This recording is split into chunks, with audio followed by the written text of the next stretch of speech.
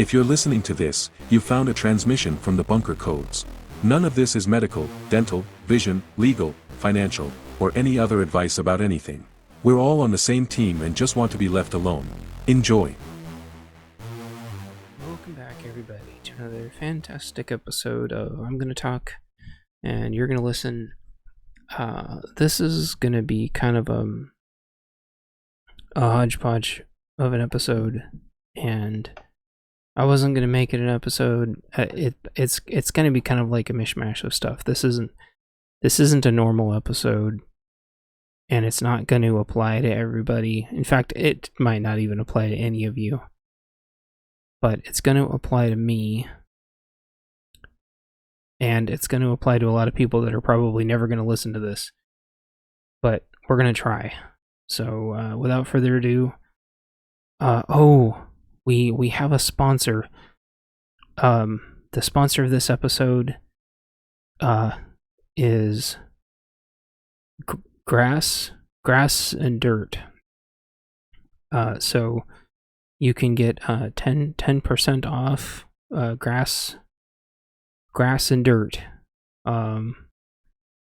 simply by going outside and getting some grass and dirt. So if you need 10% off your grass and dirt, go outside and get some, and then come back, and then I'll wait for you to go get your grass and dirt. 10% off right now. Starting right now. Okay. If you didn't get your grass and dirt, you'll have to re-listen to the episode to get your discount code again. Alright, so this episode it's gonna be a mess. And it's raining. If it's raining, then you don't have any dirt outside. You have mud. So I suggest you stop raining. I suggest you wait till it stops raining, and then you can go back to getting dirt. This discount doesn't apply for mud. That's the tiny print. So this is only for dirt, not mud. Okay. So the first thing I want to state is, like, I'm far from perfect, and I think I have some, like, limitations that I can't really overcome. But I can work with them and do my best. And so that being said, like, there's a lot of people that are way smarter than me that are like high speed, low drag, that would run circles around me. But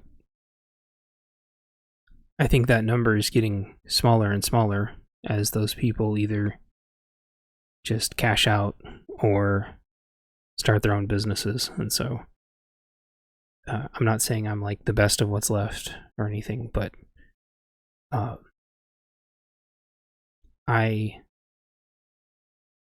there's very few people left from, like, a business standpoint that, like, I really have to, like, look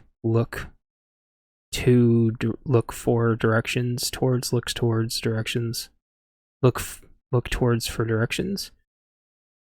Only one person's perfect and he's not hiring yet. Yeah.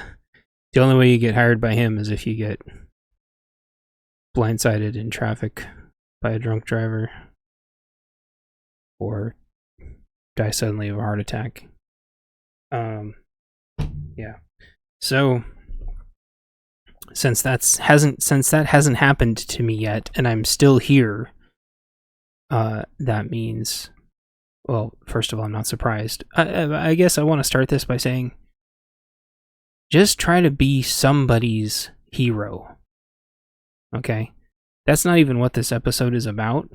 But I went and saved my wife from a spider earlier. And I put the spider outside. Just be somebody's hero. Don't be a giant piece of shit. No matter what. That's and just try to leave people alone and hope people leave you alone, and do your best.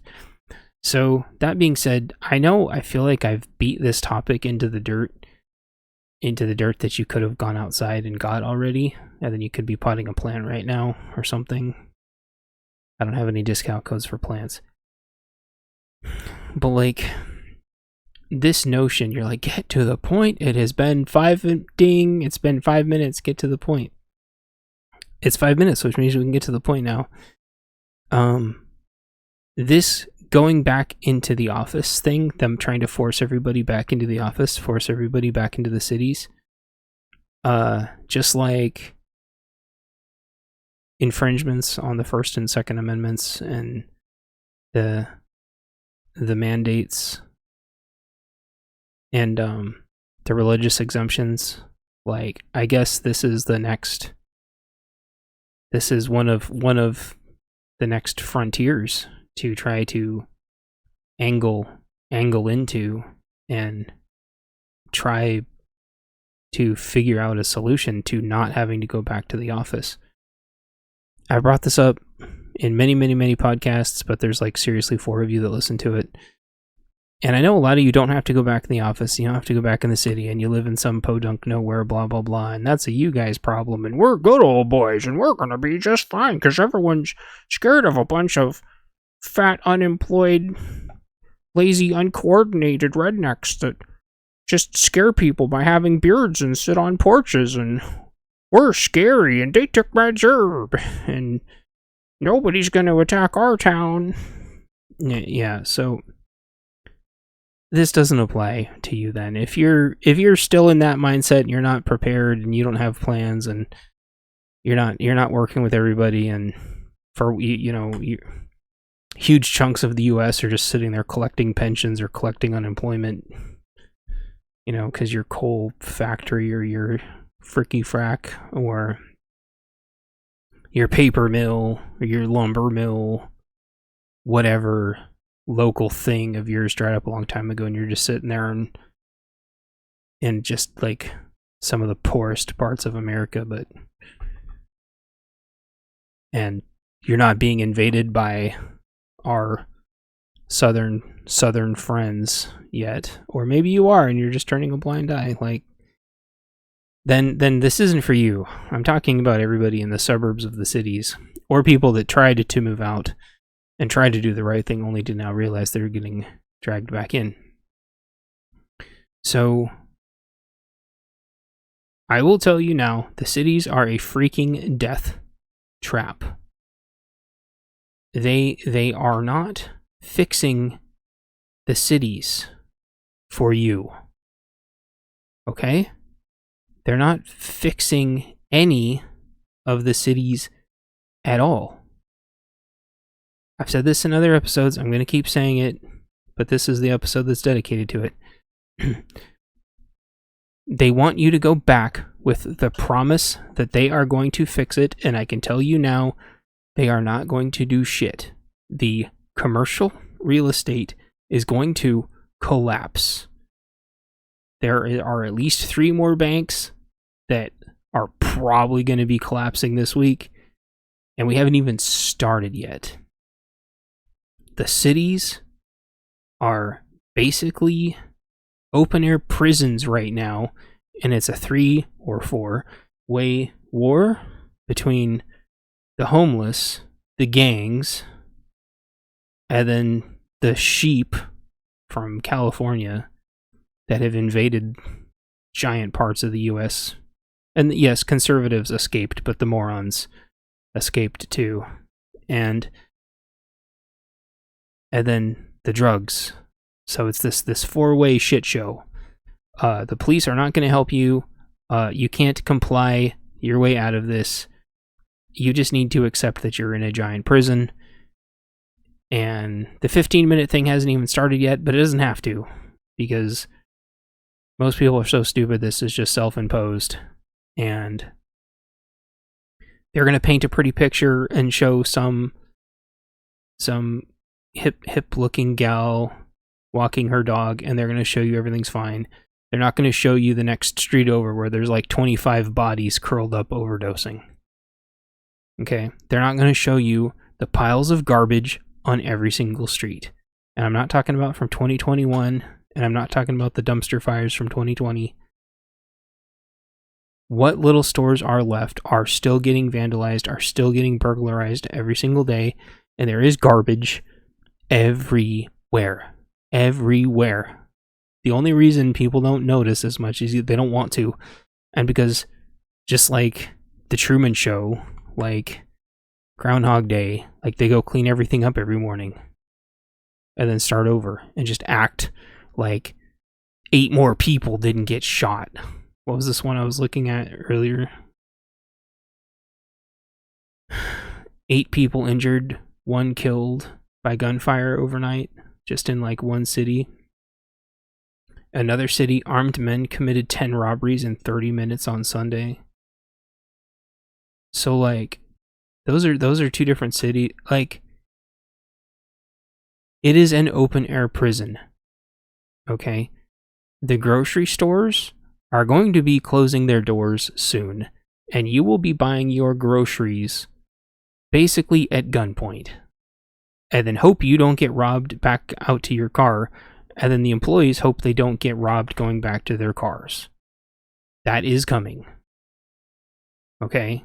And when that happens, everybody's going to go to the rural areas, and they're going to go raid all your stores, and all your good old boy, redneck, lazy rhino bullshit isn't going to do anything, okay? Unless you plan and prepare mentally, physically, and have modern ways to strongly encourage everybody to leave you alone. I went to a rural Walmart today, and I bought 2 things that I needed and a bag of M&Ms. And everybody else there was like stocking up, but I didn't go raid their store. I just got 2 things and I needed the M&Ms because like it was like 90 degrees out and I was about to fall over because it went from like 60 degrees to 90 degrees in like a day, and I can't acclimate that fast. So I needed my M&Ms. Don't judge me. So I got a couple things I needed. The gal, while I was there, you're like, what the hell are you talking about? Get to the fucking point. I was in the back, and I'm not sure what they were trying to buy. But somebody was trying to buy something that they really needed. And the clerk was telling them that they only had 3 of whatever it was. And she sold 3 of them, like, within minutes of the store opening. And I was in the lawn and garden section. I don't know what it was they were buying, but whatever it was, they only had 3 and they were gone within minutes of the store opening. So, and this is in peaceful times. I'm not saying those things were stolen. They could have been legally purchased, but the point is like, you need to get the shit that you need now, because even if it's expensive now, the alternative soon is going to be not being able to get it at all. And there's going to be like a honeymoon period where they try to make everybody to go back in the office, which is the big point of this episode. I'm going to take a drink of water really quick. I want you all to go outside and see if there's any dirt, see if it stopped raining, see if there's any dirt, so you can maybe try to pot a plant or something while I'm talking. I'll be right back. Get a drink of water. Yeah, the Walmart was out of a lot of stuff. And the thing you got to remember is that the rural stores, they only get stocked based on how many people are in their geographic area. So, it's still mud, okay? So, statistically speaking, the stores in the cities are as stocked per capita as the stores in the rural areas. So I've said this before, if you go to buy stuff in the rural areas, don't clean them out, because you're a huge dick if you do that. Because that's probably all they're going to get, and it's got to support their little community. And don't say you need it better than them, because if you live in the cities or the suburban areas, you had plenty of time to repair, and you didn't listen. Prepare. Get your children's Tylenol now. Anyway, so there's going to be a honeymoon period where they try to make us go back to the cities, and everything will still be bad, but it won't be like super bad yet, because maybe enough people will go back to where it'll be okay for a little while, and there will be some growing pains. And they're going to say, oh, there's going to be some growing pains. Well, it's because they didn't plan or prepare anything. These cities are in total absolute chaos, and they are years behind in hiring cops. They were hemorrhaging in the 2020 riots, like 50 to 100 cops at a time, between them just walking off the job, quitting, retiring, getting kicked back to their desks for being too rough with the rioters. And so now like, oh, we hired 6 more cops. It's like, wow, you guys need like 200 to 300 more. And they can hire like 6 a year or something because the Sith Academy is so far backed up. Nobody wants to be a cop in the cities anymore. Ow. And all the cops don't live in the cities anyway because it's too dangerous for them to live in the cities because they get doxxed in like 2 seconds. You wish I had a place to go outside the city. I know.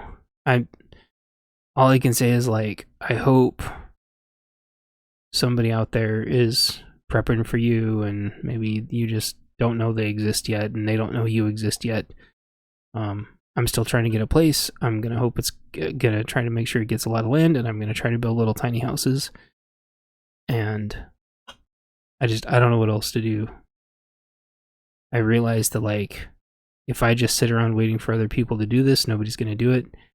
And all the other high-speed, low-drag groups already have big bug-out locations, and they've already got way better preps than I can even imagine, because they've got even more expensive commercial freeze dryers and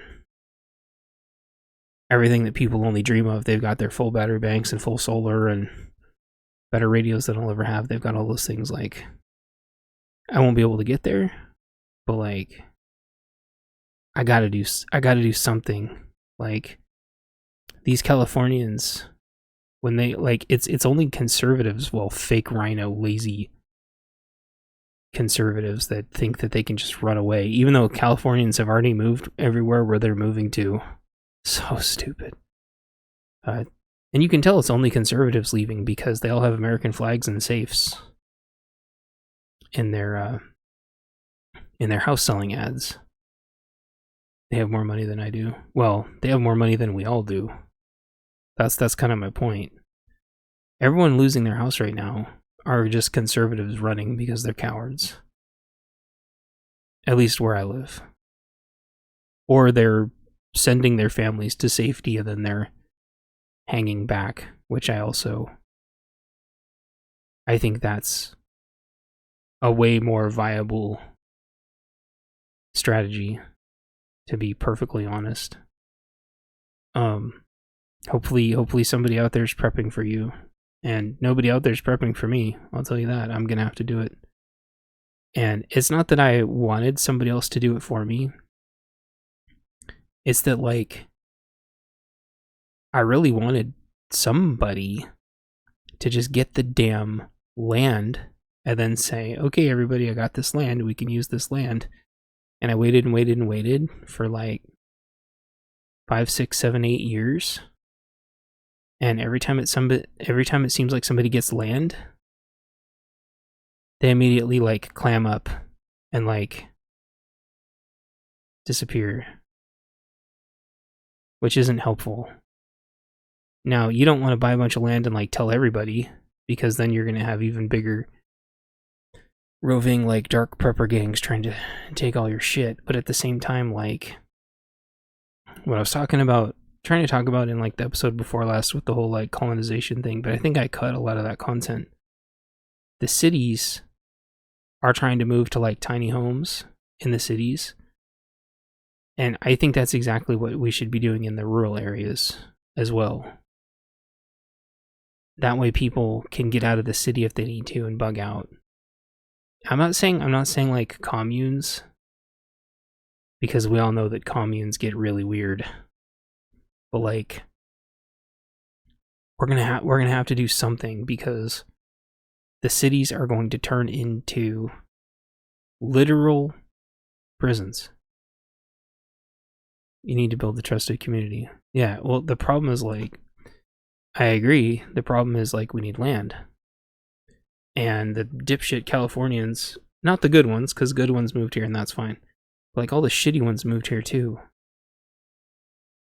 And, well, you don't build a compound because you know who will come and shoot your dog and burn your compound down. But if you build a bunch of tiny homes, everybody can have their own spot and they can all be far away from each other, and people can have their own chicken coops and protect and tend to the chickens and keep the raccoons shooed away. And, like, if everyone has their own little spot and everyone has room to stay away from each other, and you have, like, workshops and stuff, like, it just seems like a better, more sustainable way of doing it. And I kind of I had this, like, design in my head where, like, everybody would have a battery and everybody would have, like, a solar. And then I still haven't figured out how to do, like, the toilet thing yet. And everyone would have, like, a little bed and a little table. That way everyone could have their own spot and their own storage area. And then I'd have, like, shipping containers for stuff. So I don't know. Like, I don't have it figured out yet. And I don't have any money to do this. But, like, this is what I envision. And if people, like, outside every city did this, let the people that want to stay in the cities stay in the cities. Yeah, each person needs a talent that'll benefit others. Or they just need to have, like, an attitude that isn't shit. You know, to be honest, like, the whole idea of, like, vetting people to see if they have talents, that seems kind of cool in the books, and it seems kind of cool if you think about it. But I think what I've realized is, yeah, you're going to need people that can weld and people that aren't going to just kill all your crops, and you need people that can and jar and do this and that and the other. But you also just need people that don't have a shitty attitude. And I'm going to be honest, like, even at my work right now, I don't even care if people are technically skilled at all. They need to know how to type, obviously. But, like, if you have a decent attitude, I can teach you almost anything that I do. Like, that's all I need, is for people to not have shitty attitudes. And actually, like, listen. And that's really hard. People just, like, I don't want to say this word because it's a bad word. People just spew out the most ignorant shit, because people that should know better, people that were 100% alive, events that didn't happen very long ago, even people that pretend to portray themselves to be conservative, portray themselves to be Christians, they don't have the memory of goldfish. They just repeat everything they say.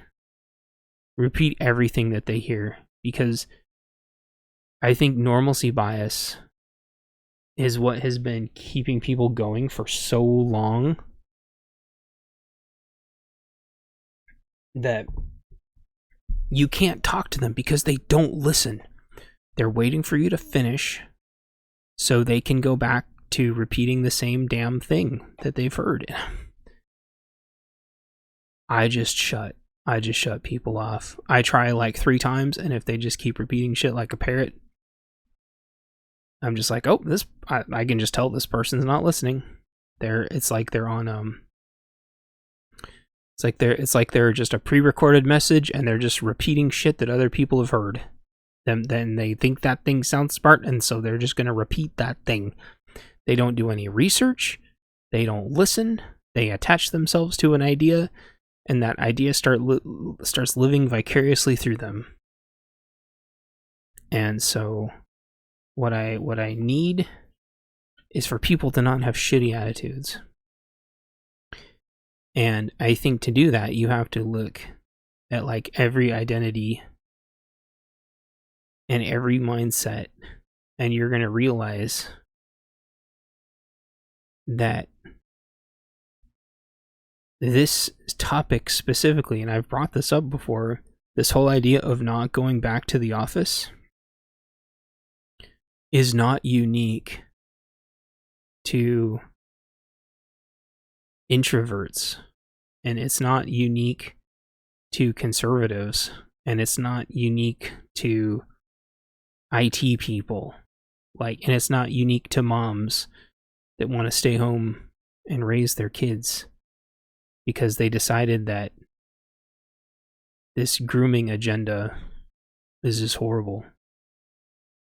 So, very similarly to how during the Rona shutdown, the youngins wanted to sit around and just get paid to do nothing, and that transitioned into them realizing that now that they had fought for higher wages,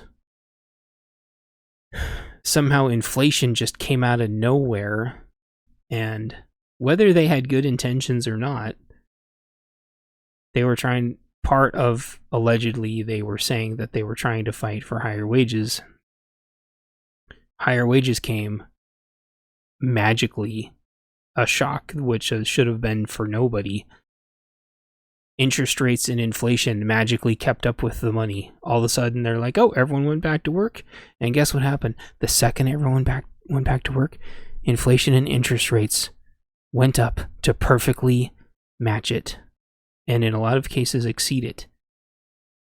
They fought for all that extra money, but they didn't realize that they were just trapped in a system. And they have been trapped in a system all along. They would have been better off not working. And a lot of them realized that. Why should I do backbreaking work for nothing? And then rates went up, and then so they went back to work, and then interest and inflation went up, and they go, okay, I'm still doing backbreaking work for nothing. And now you can't even get a pizza where the bottom of the pizza is even cooked all the way. Which is really weird. I should probably message the pizza people about that, because I pay them a lot for those pizzas, and I don't understand why the crust isn't baked all the way. So, I'm going to write a note to myself really quick. Yeah, I'm not trying to be like a Karen. It's just like really weird, and those pizzas are like really super expensive.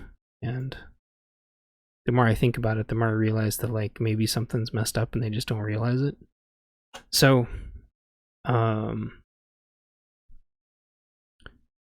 I think we all, every time Social Security gets a cost of living raise, Medicaid, yeah, we've talked about this before. Between Medicare, Medicaid, and the pharmacy, I bet you if you combined those three and then extrapolated it over time, you're probably going up, you're probably going backwards. And part of that is because I've worked for, caveat, I've worked for insurance companies twice. Private medical offices do not want to work with Medicare and Medicaid because the amount is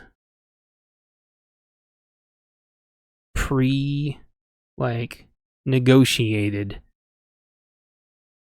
and basically Medicare and Medicaid are just acting like a giant insurance company that is trying to negotiate prices down, which you might think is great, but the problem is that doctors' offices can just decide to not take Medicare and Medicaid, so they usually only take those if they're desperate, because they make jack off of you compared to people with private insurance that they bill everything for, which just drives up private even higher, which means they make even more. It's a vicious circle. So Medicare and Medicaid, first, I can't remember why, but I think this came up before, and they were like, we really need to negotiate better prices for Medicare and Medicaid and find some way to reimburse the doctor's offices so they don't just scrap it. And because if enough doctor's offices just get pissed off and say they're not going to take Medicare and Medicaid anymore, you're going to end up with the same problem that the VA did, where they were like, we can't get veterans into the doctor anymore. We just need to let them start going wherever they want and then just reimbursing like whatever the doctors want. The problem with Medicare and Medicaid is that if the government, like, and it's the same thing with Obamacare, if the government wanted to just pay the doctor's offices whatever they wanted, that would be horrible. That would be so bad. Because we would be, you think like 30 trillion? You think 30 trillion's a lot of money? Let the doctor's offices write blank checks for their medical services, and we'd be talking about quadrillions of dollars in debt just trying to pay the doctors. They're cutting so many benefits. Yeah, they're doing that because they're trying to minimize their footprint because they can't negotiate. They can't negotiate better deals without the doctor's offices just walking. And and they say, oh, just nationalize healthcare. Oh, we'll all die if they nationalize healthcare, because that's what happened in China. They nationalized healthcare, and then nobody knew how to take care of themselves anymore. And then they lifted the lockdowns, and everybody immediately got sick, panicked, and flooded the hospitals for common colds. And that's already what happens now. You go to the ER and almost everybody there is like some kid with a runny nose. You got a bunch of kids with runny noses, and then some poor dude with his arm backwards and a bone sticking out. And medically fragile kids are hurting and dying. Yeah, well, that's what happens when your city doesn't have a dedicated kid hospital. We have a dedicated kid hospital here, but when the RSV hit kids really hard, I think kids basically filled up all of our hospitals. I don't understand. I don't think this is going to be a hot take, and this isn't what tonight's episode about. I don't think medical is a human right. However, I do think it's really messed up that there aren't like basic services for kids, and then B, if kids have some really weird thing going on, that I don't know why there aren't more philanthropomorphic things that they can do about that. Like, this kid has 3 arms and can shoot lasers.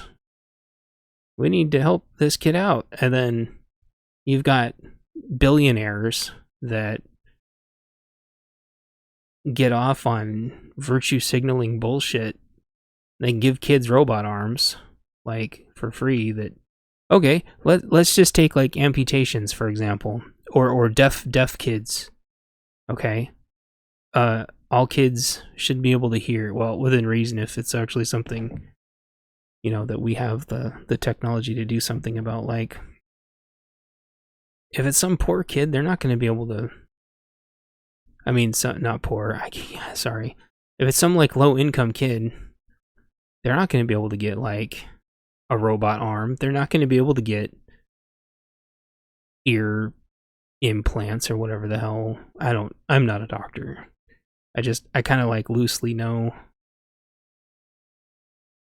some of that stuff because I see the YouTubes sometimes where I see the things, seeing kids with robot arms and stuff, like, and the new ears that they can have the kids hear again.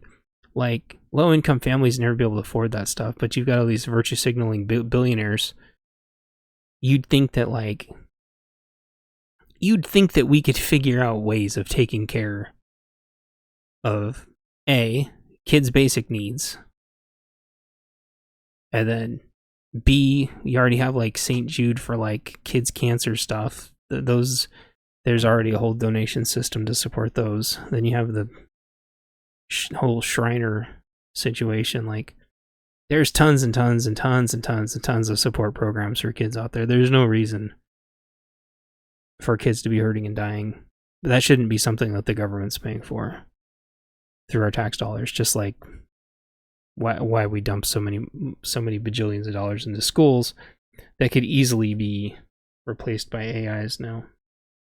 Not that that's a good idea, but we could. And I don't think anyone would notice. Well, anyone who isn't paying attention now, I don't think would notice then. So yeah, kind of a side note. I don't think kids should even be in the equation for the healthcare thing. I think that should be. It's the same thing with kids' safety. Like, there was some kid that just started dragging off like an 8-year-old girl and said he was gonna beat her nearly to death, and the brother stopped him. Like, we shouldn't be having to worry about kids' safety. Just like keeping schools safe. Keeping schools safe is a no-brainer. And yet they do everything and go deliberately way out of their way and still don't do the easy, obvious stuff for keeping kids safe. And it's the same thing with, like, anti-grooming. Like, keeping kids safe should be the number one thing, and vulnerable. Should be the number one thing on the planet. Instead, there's, like, kids' cartoons that are teaching kids to, like, I'm safe around all non-binary people. It's like, says who? That's not a law or a rule or anything. That's BS. Your kid's not safe around anybody. Sometimes not even their own parents, because a lot of trafficking is from kids' own parents. Like, kids are safe when they're safe. Like, that's it. They also complain about kids dying at the border, but they don't talk about the conditions that they receive some of those kids in. So, kids' ear implants for hearing aids are $500,000. Yeah, totally get that. But there's bajillionaires out there that just love to virtue signal, and they could be buying those kids ear implants, like, and they wouldn't even notice. They wouldn't even notice their accounts change. So, yeah, it's kids, unfortunately, for the United States have never been a priority for large chunks of the population. They're just like virtue bait. If they want to keep kids safe, they could start right now. They don't want to. If they wanted to get kids healthy food at school, they could do that tomorrow if they wanted to. They just don't want to. And so a lot of mommies and some daddies are going to want to stay home because kids are our future. And a lot of mommies during the Rona shutdown realized how corrupt the school system was getting and how bad the grooming was. And laws in states have gone from teaching the grooming stuff in preschool to, in just within a few years of of that switched to kids can run away to have those things happen, and the parents aren't allowed to find their own very, very, very, very young children and they're having secret meetings after schools where you think they're going to science club and they're being brainwashed. Like, so a lot of parents realized this, the Rona shut down, and then the parents staying home gave them a sneak peek into what the potential future for our kids would have been if so many parents hadn't realized it. Before the Rona, they were trying to ban kids remote learning. And now I think a lot of parents are like, I think I could homeschool my kid with the help of remote learning. You know, because you got to buy a curriculum and from somewhere and learn it all together and have a bunch of time with your kid, bunch of formative years, and build a strong bond with your kid and actually live some of your life with this little monster you created and go do things like pick flowers or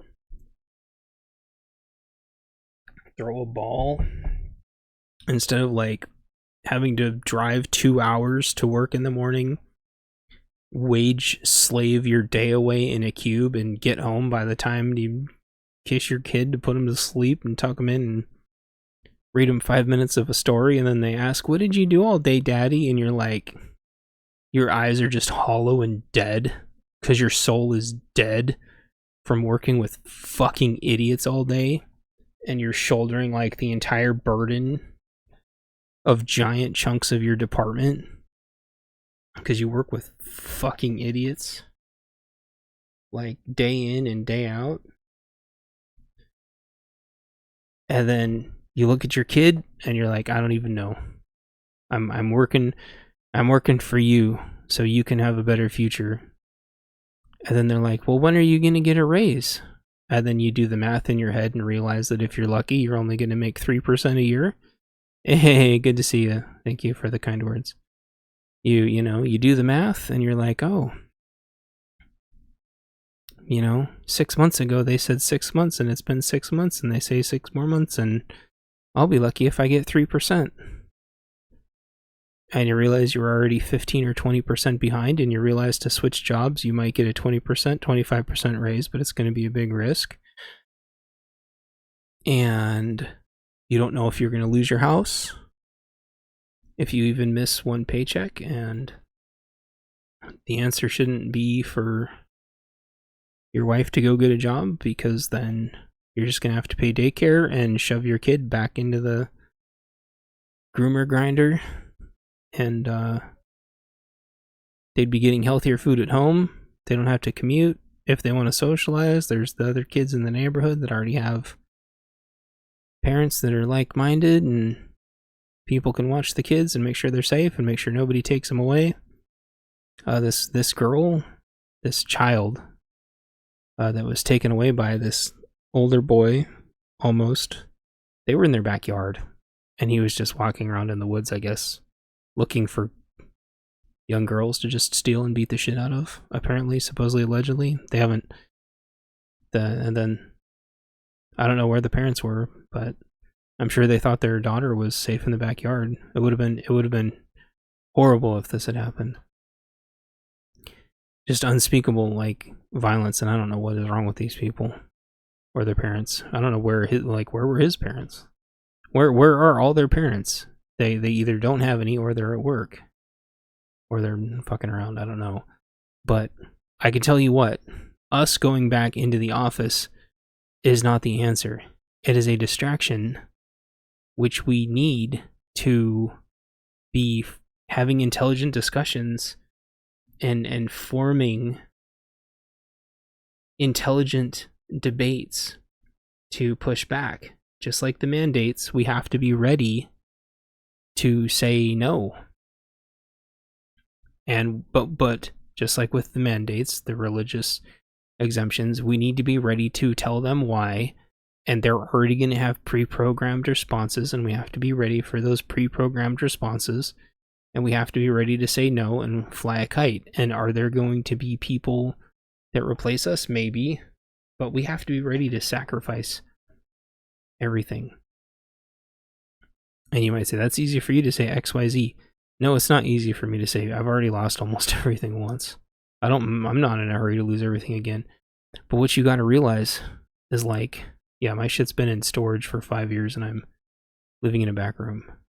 So you have to realize anything you compromise, and it's the same thing with the mandates and the religious exemptions. Everything you compromise is only going to be for like a temporary reprieve, because once you give them an inch, they're going to take a mile. And so it took me 45 minutes to work my way here, but I want you to bear with me, because the rest of this is going to be kind of like my old religious exemptions episodes, which can be found on Odyssey, because those were like way too spicy for YouTube. But I think this will be okay. I read a couple things. These can be found on LinkedIn, but some of these folks' accounts, their posts are public, but like a lot of the people that commented on them are private. So I'm going to share the gist of this with you, and I guess I don't want to quote these. I don't want to like throw them up on the screen. So here's some kind of like food for thought, and then I think I'm gonna take some like notes as we go, and just bear with me here. So pretend that you're a manager. Or no, pretend that you're an employee and your manager's trying to make you come back into the office and they're just spewing bullshit, right? So that's where you're kind of like, where your mindset's going to be. And they're going to be saying, you need to come back to the office because they're going to say, you need to come back to the office because like we need more engagement. And engagement is better at the office. Or they're gonna say, you know, collaboration. They're gonna use like a lot of these. They're gonna use all these catchphrases, but they're not gonna have any whoops. Gosh darn it! Is this like, oh, whoops! I accidentally clicked on something and it opened up another article. The hell is hot desking? Oh, is this like those borrowing, having like shared office cubes? Hold on, let me read this. So at the beginning of the episode, I talked about like I am not perfect and I am not at the top of my game. There are a lot of people out there that are way smarter and way better than me at what I do.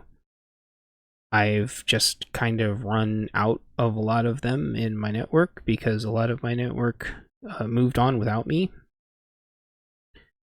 When I got cut loose from my network, despite being rehired on like 4 different contracts at this place that I worked at, they cut me loose from the network, and I never even got to see the new building.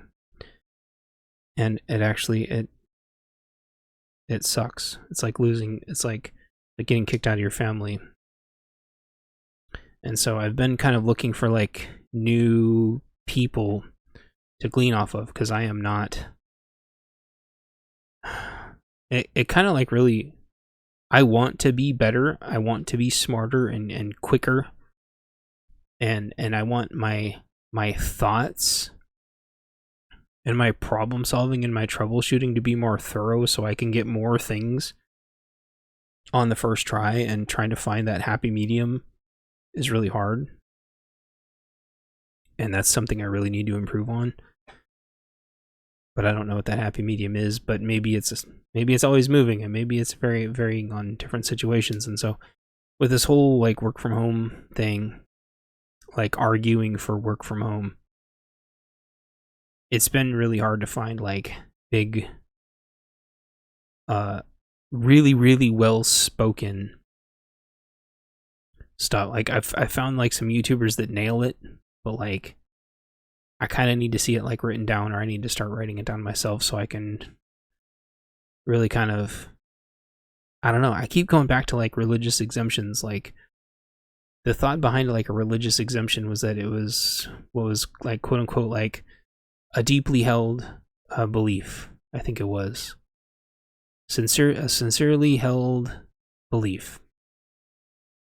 And it's like Article 14 or what?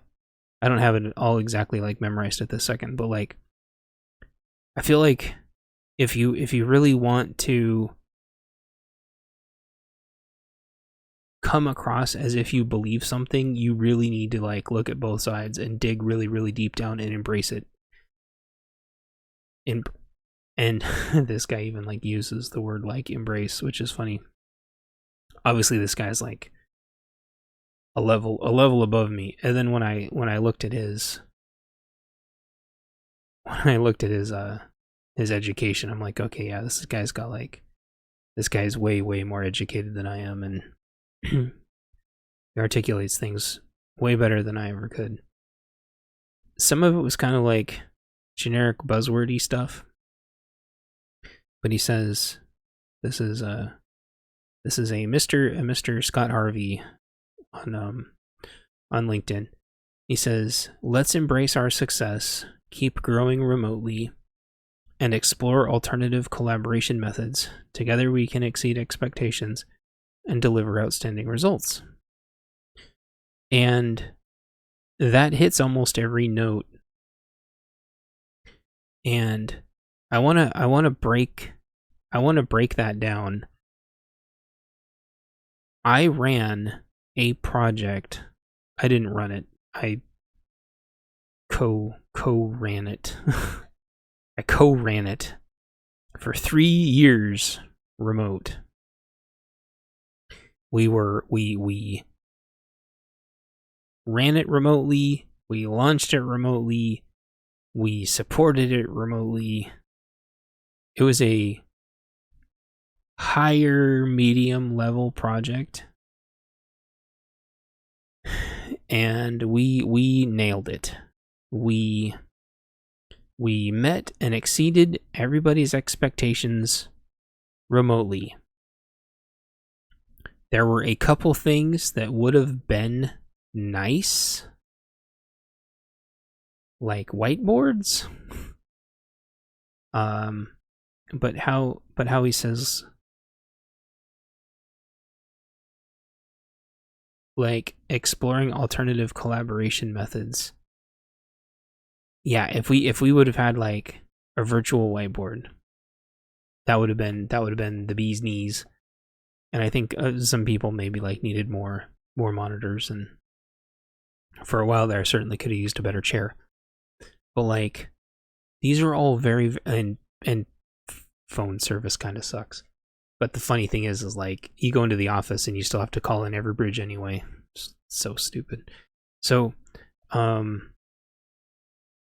plus I can't like swing my knife around when I'm in the office. And there's a lot of stuff I've noticed about like people who fidget, and a lot of stuff about like ADD and everybody having something. And there's a lot of people at work that like to scribble, and I like to swing my knife around. Definitely can't do that in the office. And you'd think like, how do I say this? If you want to talk about like diversity, equity, inclusion, and you want to talk about like meeting everybody's needs, and the fact, and you know, that you're going to cater to a handful of extroverts and completely make everybody else's life an absolute living hell, because you're pretending, by the way. You don't actually give a shit about extroverts, you're just pretending. Yes. Is their mental health valuable? Yes, it's equally valuable. But the fact that I like, and that it helps me to have something to fidget with, they don't give a shit about that at work. They don't give a shit that I like to sit here and I have a couple knives that I like to swing around when I talk. They don't know that. They wouldn't be comfortable with it, that's for sure. I mean, it's in like a sheath, but it's on a lanyard. I'm not gonna fling it anywhere. But like,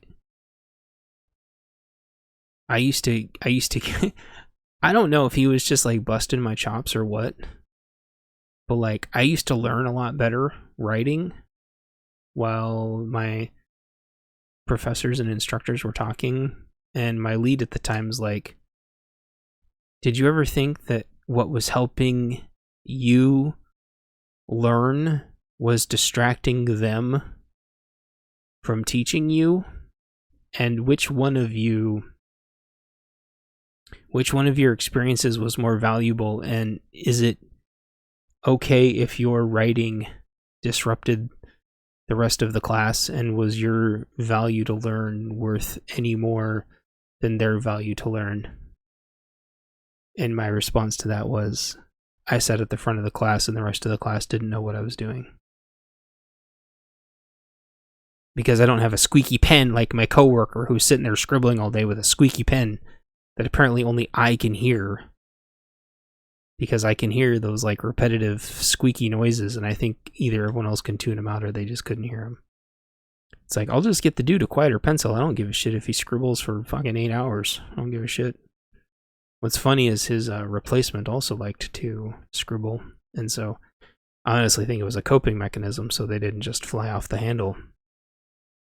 But the thing is like, everybody's unique and individual, and if they want to do stupid shit and it's not bugging anybody, then go ahead. But the thing is like, then if they want to stay home, just let them stay at home. Do you get it? Like, do you understand now? And like, that's what I want to say to them. Like, the social butterflies, they have no idea how ludicrously disruptive they are to the rest of the organization. If you want to chat about something and be social and Google like, you want to have these like quote unquote like organic meetings in the hallways, which is a little horse shit. That's just code for social people not working and fulfilling their power fantasy of just socializing all day and getting paid for it and talking about bullshit in sports. You want to talk about sports? Talk about sports for 5 fucking seconds and then get on. You don't need to talk about every single play of the game of like the 5 sports games that happened. If you got like your one team, that's great. And then when your team loses, shut the fuck up for the rest of the season. And if you follow like, you can follow like one team per, this is why I can never be in charge of a company. I'd be like, all right, everybody, you get to choose one sport per season, and you all get to choose one team per season. And I swear, if I hear you talking about a different sport or a different team, you're fucking fired. Unless like your kids in a sport, and then that's the only one you get to talk about. I don't want to hear about the 49ers or the Raiders or whatever bullshit. And these people, they skip to other sports teams as soon as their sport team loses, and it's like, I don't want to fucking hear it. Don't go cheer for another team. Just shut up for the rest of the season. I don't care.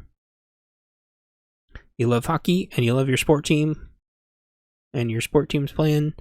You can talk about that sport team for a little while a day, only after they played or only if they're about to play. The second they lose, don't want to hear it. You know why? It's not because I'm a bitch. It's because that is not working. And you want to just be a little social butterfly and talk about your damn team that you're living vicariously through. It's cool. If you're just talking about your one team, stop talking about all the other teams. Fucking shit's so annoying. because like I was trying to get work done. I'll never forget this. I needed some answers. I was working on a project. This guy had the answers that I needed, and he was executive level, and he would not talk to me about this business process. But he could go into his office and close his door with other people and talk about sports for an hour up until his meetings started. And he couldn't answer a simple business process question for me. That is bullshit. And when I go back, and when everyone else goes back in the office, why return to that? Why sit in traffic past all of the road rage and the piles of garbage and people throwing themselves off bridges again? Why go through all that? To have to pay for parking, and there ain't no food. You have to cart your stuff. To listen to people talk about fucking sports and finger point at each other and go,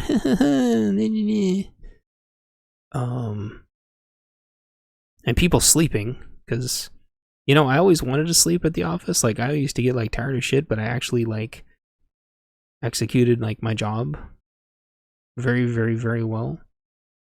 And now there's just like people sleeping, and I'm turning into a puddle and feeling guilty, and there's people like sleeping in the hallways. And yeah, people were doing that before the Rona. People were coming in and sleeping and like passing out, and this one dude like hit his head on the desk on the way down, and he wasn't even from our area. It's like, dude, coming into our area and like falling asleep, you're not even from our department, dude. And it happened again the other day. There was a dude that wasn't from our department that was sleeping. Why should we come back to the office and deal with that? Like, who are these people? I don't know. And that's the thing, like, that's only one of just like a million problems. Like, a lot of these people don't even know what office etiquette was. In fact, they don't know what our culture was at all before the Rona. Welcome back, everybody, to part 2 of our Get Your Ass Back into the Office podcast. Part 2, we actually have a new discount code. This discount code is for we actually partnered up with a time machine company, and this is 10% off of an entire time machine of your very own. There's 2 models they have to choose from. There's a DeLorean model and a phone booth model. So if you want 10% off your time machine, then there you go. Okay, so I took a bunch of notes and formulated the rest of my notes and thoughts and found some really, really great. Yep, that is correct. We partnered up with a time machine company, and they have 2 models. That's really good. So check them out. We appreciate our sponsors that we got on the show. So I spent a lot of time looking for a bunch of different articles. I finally found a really, really, really good one. It's on BCG, which I think stands for Better Charts and Graphs. None of you will get that joke. It doesn't matter. Also, there's a big thunderstorm, so if I just blip out of existence, then you'll know that I got vaporized. And I'm not actually joking about that. There is. So, yeah, there's a big storm. So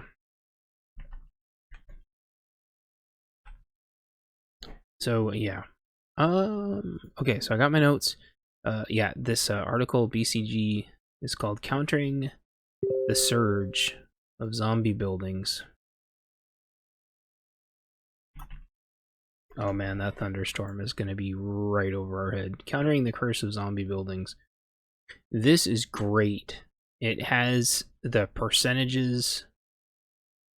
Don't bleep. There's no bleeping in that. I'm going to blip. Well, that's why you install an EMP shield and a lightning rod and lightning arresters on all of your bunker equipment. So You don't get fried. So yeah, this countering the surge of zombie buildings is great. It has the percentages of like all the buildings that are vacant. It also talks about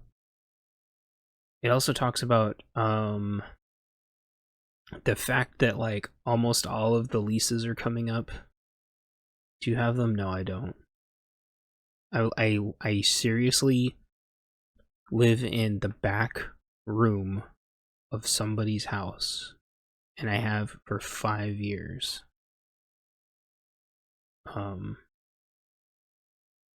That's and also, side note, that's why it's been getting frustrating hearing from employers and from agencies and stuff that I'm quote unquote just chasing the money, or that I'm too lazy to come in the office. It's like they have such like a limited range of, because they're what is the metaphor where you're like only ever talking to like the survivors, so you have no context. LTT brought that up like in their podcast like 2 weeks ago. It's called, there's some fancy pants name for it, but like they can say things like be thankful you have a job, because it's just convenient that the only people that are there are the people that are employed, and they can say you're just chasing money, but it's because the only people that are there are people that are there making money. And yeah, so it's that's why I don't like hearing that, because it's like I want to be like, well, at least you have a house. Like I suspect though a lot of them are in La La Land and don't actually have it that good. They're just so cynical and jaded and narcissistic that they don't actually have any of those things. They just treat everybody as if they're really well off. Like, as an aside, I like to stay away from like the negative, but a lot of these articles blame having to go back to the office on a certain ethnicity, and they were saying, well, we bet that certain ethnicities' wives don't have to come in the office. And it's like, what is it? Is it because you wasted your best years with losers? And so now here you are outside of the age of being able to,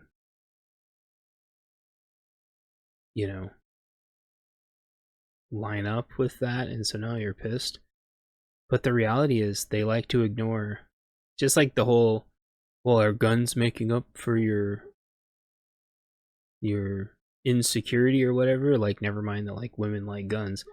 Well, women are also in charge of a lot of businesses, and I haven't seen any metrics come out that say that women ran businesses or minority ran businesses have any different rules than anybody else. But they're sure quick to blame the popular ethnicity to blame, when in reality there's a lot of hard metrics that just do not support this at all. And the reality is a lot of buildings are already vacant, and a lot of these buildings are switching to even more frequent leases,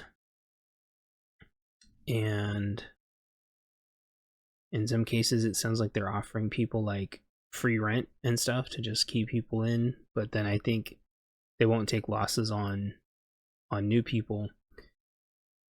And what was interesting, it says like some cities are going to be hurt than others. 2, 3, 5, 6, 7, 8, 9. They only list like 10 here, which is New York, San Francisco, DC, LA, Chicago, Dallas, Fort Worth, San Jose, Philadelphia, Houston, and Austin. Like 3 of those places are Texas. Yeehaw. And then a couple of those places are three of those are Texas, and 3 of those are in California. I guess there shouldn't be a surprise there. Yeah, so like 2/3 of it is just California and Texas. Thing is, like, Texas is gonna be fine. I don't know why Texas ever became a tech hub to begin with, unless you need to build tons of factories there. And I think it just had to do with, like, there's so much real estate not being used in the early 2000s. They're like, let's just build all of our tech, and they've got a giant airport. Let's just, I don't know. Anyway, I'm not going to read through the whole article. I think part of this is that this is going to hurt federal just as much as it hits the public, because I couldn't find an exact metric on this, but a lot of federal in all the different municipalities, county, state, they do own a lot of buildings, which I didn't realize, but they lease a lot of their buildings too. And so, and federal obviously is hemorrhaging money right now, and so are a lot of the states. The buildings that they don't own, you better believe they are going to be getting rid of as many of those as they can, because, like, they've already hit the debt ceiling. It's like $30 trillion. Like, they're hemorrhaging money right now. They're going to be trying to get rid of as many buildings as they can. And so you're going to see private and public, the ones they don't own, spoiler alert, the ones that don't look like giant tombstones, giant Gothic Middle Ages, I don't know. There's a lot of names for them, just those huge Gothic tombstones, Not those. Those aren't going anywhere. It's very rare that, if ever, that they sell those, like courthouses and the Social Security office. Although if the shutdowns happen, the Social Security offices and the courthouses are all going to be vacant. Side note, there's a lot of civil unrest coming, and there's going to be some security risks there. But I don't want to delve too far into that. I want everyone to just leave each other alone, and yes. So it's going to create, like, these empty buildings are going to create a self-fulfilling prophecy, because the cities are going to have less and less and less money to protect their city because of taxes, and nobody's going to need to come there to work anymore, which means there isn't going to be any food there. And again, I know I keep saying this, it's going to be like a giant open-air prison, because you're going to have tons of people milling around and no employment. And the grocery stores are just going to keep getting raided. They're already getting raided in, like, broad daylight now. Book 1.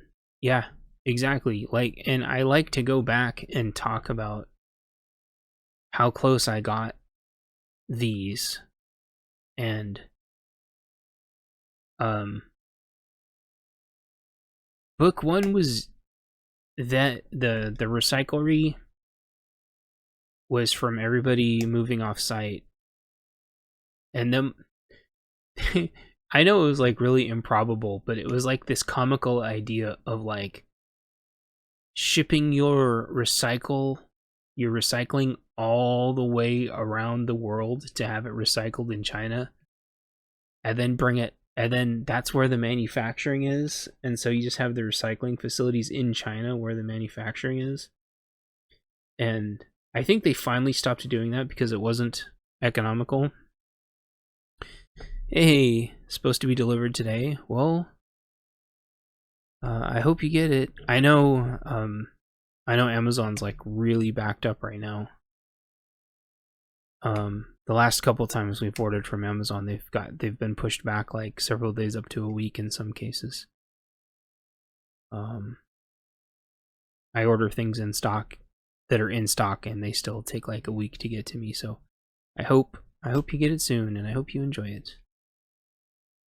Yeah, China finally stopped like buying our recycling.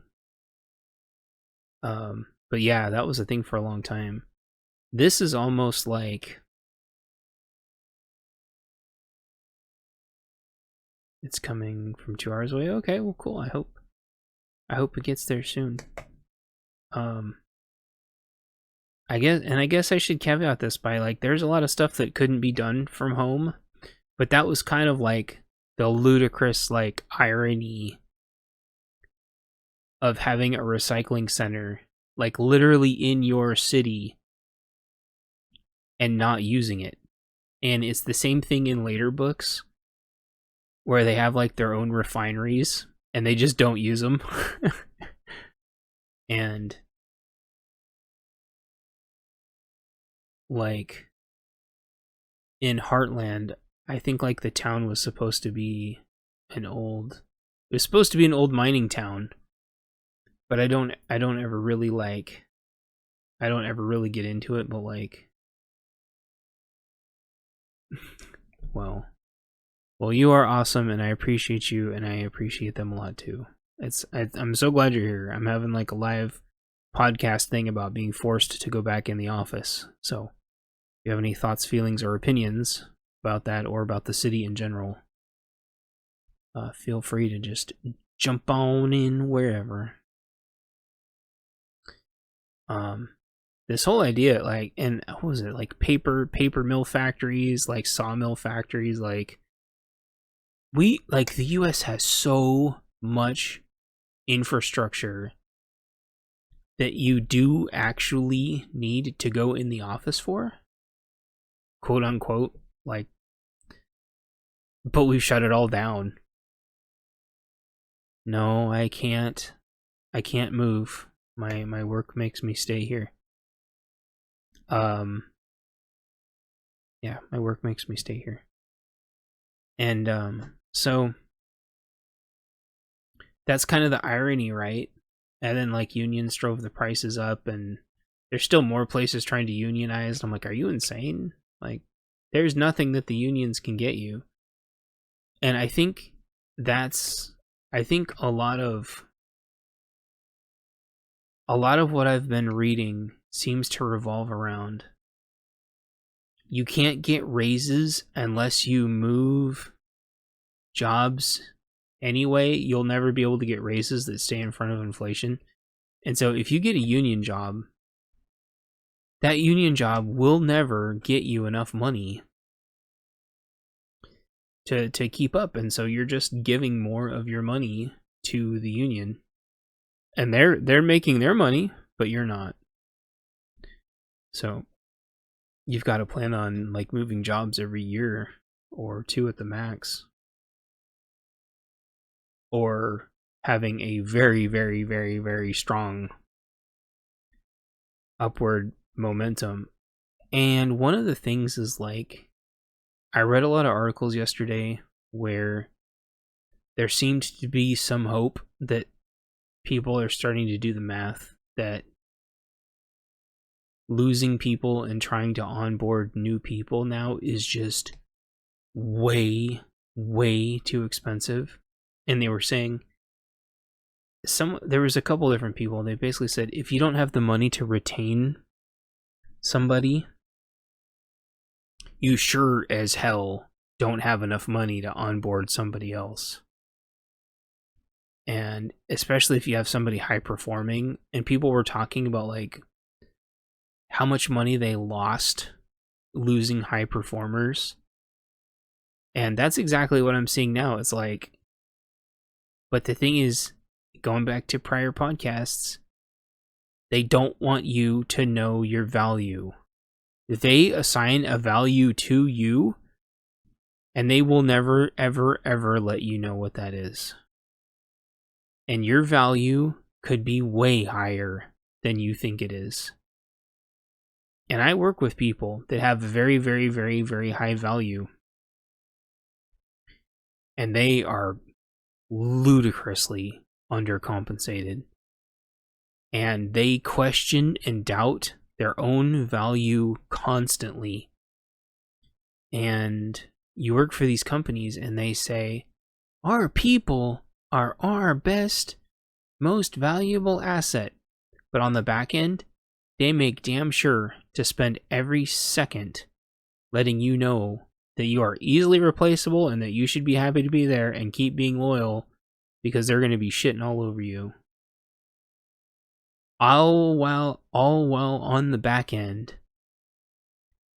completely losing their minds of how scary it would be if you left. And how they would just be hemorrhaging money if you leave. Because, again, and this is pre-lockdown too. And this is going to start getting into my notes. So I'll close down the zombie building notes, and I'll bring up my own notes as I hear the thunder rumbling in the background.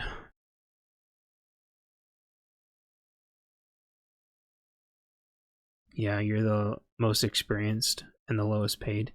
Well, that's a problem with negotiation, and so you have to leave there and go somewhere else and negotiate higher, and then come back and negotiate higher. They'll never pay you what you're worth because they're abusing your loyalty. And if you want to have loyalty to like the person that hired you to launch their project, and it's only going to be a couple years, I think that's fine. But then that's your personal loyalty and your vow and your bond to a person. And because at the end of the day, for your resume and your word, all you have is your honor, especially if you're working in a very small field where everybody knows each other. But at the end of the day, your honor and your code is not to a business. It's not to a company. It's not to a nameless, faceless brand. And if you think it's not worth it to leave, and if you didn't do a good job negotiating, then really what you're saying is that you're not worth it. And you are. And the biggest struggle I have is working with people's mindsets. Because you have been kept down and beaten and told that you're not worth anything for so long that they get you to believe it. They get you to where you can't even see your own worth. Meanwhile, you've got all these shitbags running around not doing anything, thinking that they're worth everything. Because they're entitled little bastards, or they just realize that they're throwing their best years away and that should be worth something. Even though that should be the time that they're trying to learn, so they don't screw up even later. So I spent my 20s and 30s doing my best to actually set a foundation for myself. You left. Okay. And so kind of how I wanted to dovetail all that together is that this was a problem before the lockdowns. People were useless shitbags. And again, I would say probably 80% of like the larger organizations that I worked for did zero. Or after you count how much of other people's time they wasted and all of the rework that they forced people to do, at best, were like net zero. And a lot of them, you could look at their metrics and be like, this person is literally dragging the department upside down, and no amount of corrective actions or performance plans were going to fix this. Like, you just had people who could not perform, whether they had emotional issues. And I don't mean people that have like special needs. There's just people who just don't want to work. They don't have like deficits that are medical. They're just useless. And unfortunately, you end up with just tons and tons of orgs that just have like 80% fucking deadbeats. Which means out of every 10 people, you've got 2 people doing their own work and 8 other people's work. And either they don't have the processes, procedures, or backbone to just fire them. And if you have a really good auditor like me, I can help you with your documentation, which includes transitioning all their work to other people, making sure I have backed up all the things that they were responsible for, help you put all the documentation together to shit can all of them, and then the documentation will all exist to hire new ones and onboard them faster and more easily reproducible. And you can hire total newbies as long as they can learn fast. Thunder. Ma ma ma ma ma ma ma. And you can teach a bunch of newbies just about anything as long as they have the right attitude and you have the right documentation. But you end up with these like middle-aged, entitled, still living at home with their parents, always trying to keep up and buy the new shit so they can be included in everybody else, because they have no personality and they're just constantly like showing off the new things that they buy. They buy shit, they never use it. They buy shit they don't need. They buy shit that they don't have like the capacity to even use, because they're living vicariously through everything they do, because they're like zero personality, zero. They don't produce anything. They don't even produce a personality. It's just like, why are you here? God forbid they breed. And then you end up with just like 10 of these useless people, because these useless people somehow manage to all find each other. I don't know if there's just like a useless people dating app, or if there's like useless people Wi-Fi, or I don't know how the hell it is, but like these useless people, they find each other, I swear, and they just they have made an entire population of fucking useless people. And this was a problem before the lockdowns. It was a problem before the lockdowns. And so, you know what they would say? You can't work from home because a few people ruined it for everybody. A few people ruined it for everybody. And then the Rona happened and the lockdowns happened and they had to let all these fucking deadbeats work from home. To where, guess what? They spent 3 years at home doing absolutely nothing. Useless eaters. Well, they are useless people who eat things. Consumers. No, they're just useless pieces of shit. And they're taking up good jobs that other people could be working. There's moms out there that like took care of their kids and they want to go back to work and they can't find jobs because people don't want to hire women who took time off to raise their kids. There's people that took time off to take care of their parents that couldn't take care of themselves. All things that are Valorheim,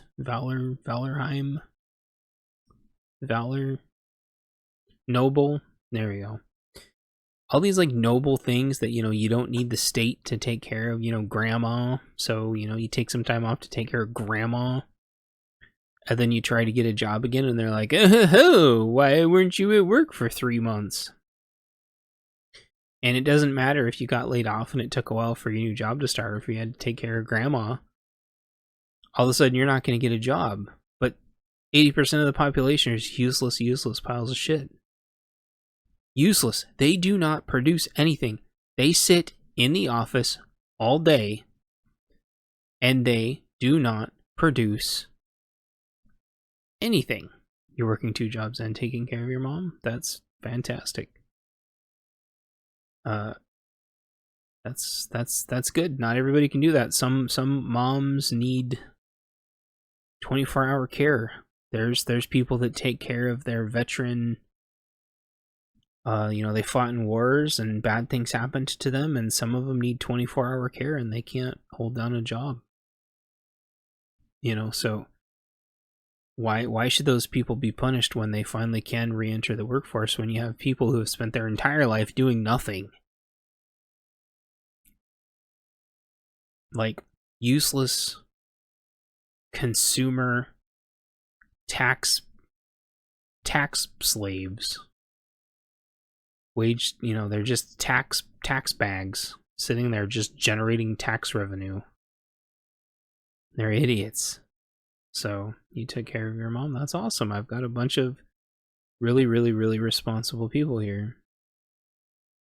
Well, this was a problem before the Rona. And then, yeah.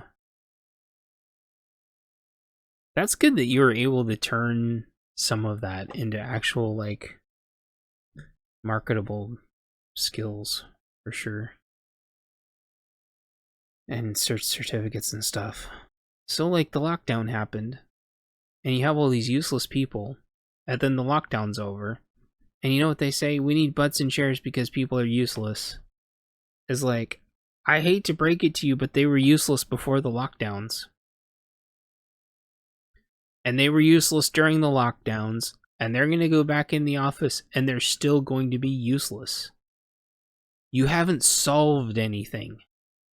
The only difference is they don't go off mute, and we don't have to listen to their TVs anymore. Or their blenders. Or, I think, goodness forbid if you hear a toilet flushing. But the thing is, I'm going to be honest with you. People in the office use their phones in the bathrooms all the time. Before the Rona, every time I went in the bathroom, somebody was in there on their phone. Every time. They went home, guess what? They were still in the bathroom on their phone. They're going to go back. Ooh, the thunder's getting really close. It's almost over the house. They're going to go back in the office. They're still going to be in the bathroom on their phone. Nothing's changed. They haven't fixed anything. Going back in the office doesn't fix anything. There's still going to be people trying to look through the bathroom stall doors. There's still going to be the conference room situation's even worse. And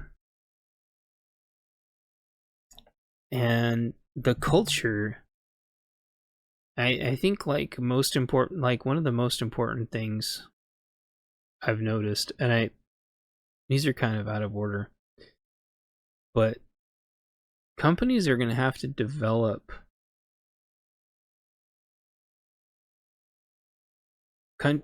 companies are still going to have to develop brand new cultures in a lot of cases, because there was no way to keep a lot of departments' cultures going.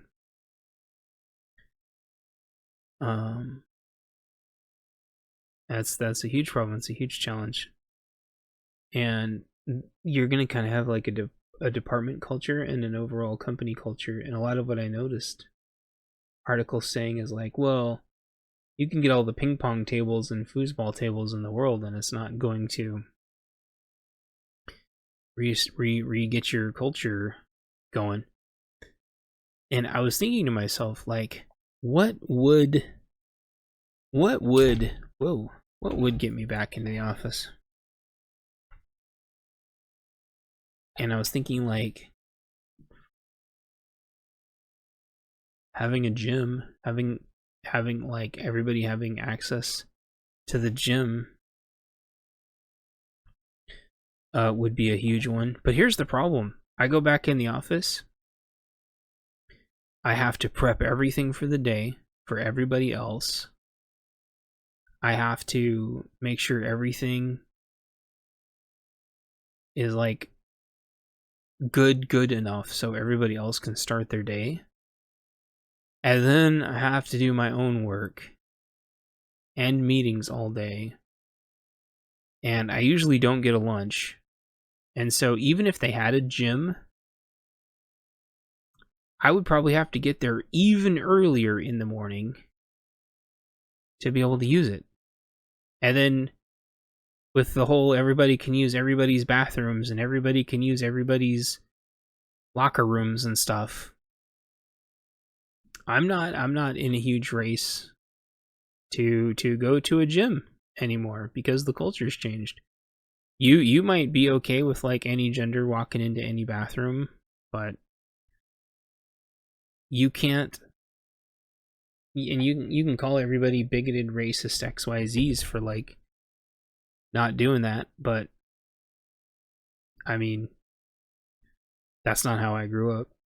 And just like I don't tell the boomers to not say all the stupid things that it was okay for them to say when they grew up, I don't want to be told that how I grew up was wrong too. And that's just kind of a weird situation for me. It might not be a problem. It probably isn't a problem. It seems to almost unilaterally be a problem going the other direction for the gals. Almost every statistic I've seen says it leans heavily towards being a problem for them. Quite frankly, if gals want to walk in the guy's bathroom or the guy's locker room or whatever, I mean, that's on them. They're weird if they want to do that, but whatever. Side note, I probably haven't talked about this in a long time, but the gals only have a couple of toilets, and they use all of them, and the guys have a lot of toilets and don't really use them.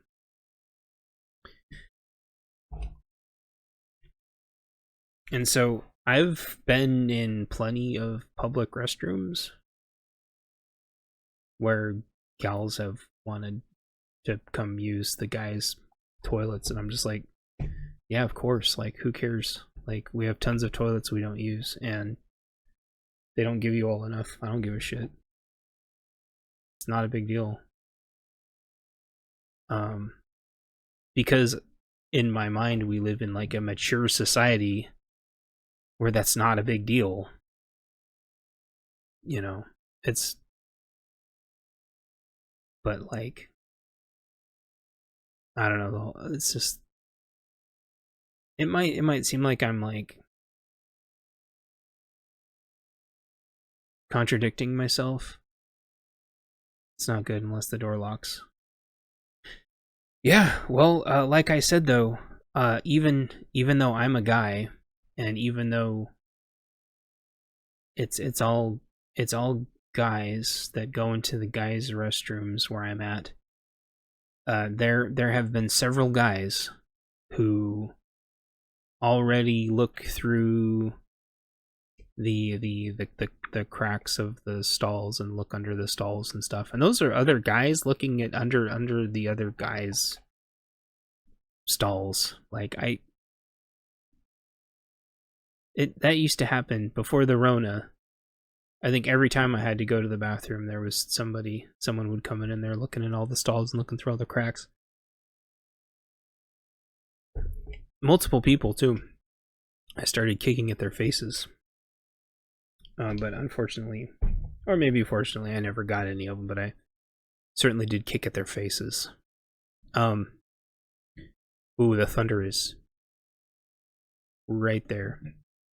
And I'll say the only time before that, the only time I ever had that happen is TSA did that to me at an airport once. I had been on a long flight, and landed, I can't even remember where, and it was a long flight. Landed, my stomach was really sick, and I was in the bathroom, and I like ran in there with my bag or something, and somebody must have like said I was suspicious, and I hung my bag up, and I think, and then I was using the bathroom, my stomach was really sick, and I think the TSA guy looked, and he didn't see my bag. Well, I wasn't going to set my bag on the floor, because if you've ever been in a bathroom, you don't set anything on the floor, and I hung it up. And the TSA guy was very, very, very, very nervous. And I wasn't letting him in. I wasn't letting him in the toilet with me. I'm sorry. I know it's weird to share like toilet stories, but I think I kind of get it. He was like really scared that I was a very bad guy. And Ringo is probably going to start crying soon from the thunder. He thought I was a really bad guy, and I kind of like talked him down. And I think after he heard my voice, he calmed down a little bit, and he goes, "Well, I'm just going to wait here until you're done." And sure enough, this TSA guy waited outside the bathroom stall for like 10 or 15 minutes to make sure I wasn't a bad guy. So like the point, and I obviously I wasn't, and he was cool, and he didn't search me or anything. He once he saw me, for some reason, he was like, "Oh, okay," and then he left. And I'm like, wow, okay. I've never seen security in an airport do that, but I'm also not going to tell TSA how to do their job. My point is like, I expect that at the airport. In fact, I expect, if I ever go to the airport, I expect to get full cavity searched every time I go, because it's the airport and the TSA can do whatever they want. So I don't expect things like that in the office, though. And after that's happened a dozen times in like the bathroom stall, and guys are doing that to other guys, like,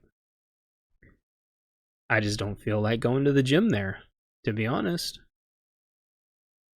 So, and for the gals, it must be even more weird. And so that's just not an enticing thing to me. Not in this day and age with the weirdos. It's just not a thing. And I'm sure for the gals, it's like 1,000 times worse. Guys can be victims too. I know it's not popular to talk about. The gals are probably 1,000 times more likely, and it's got to be even worse for them. So, not enticing. No, sir, I don't like it. So I was trying to think, okay, so the gym is not enticing. What else would be enticing? Free food? No, don't care. Free coffee? I don't think they could make enough free coffee to entice me.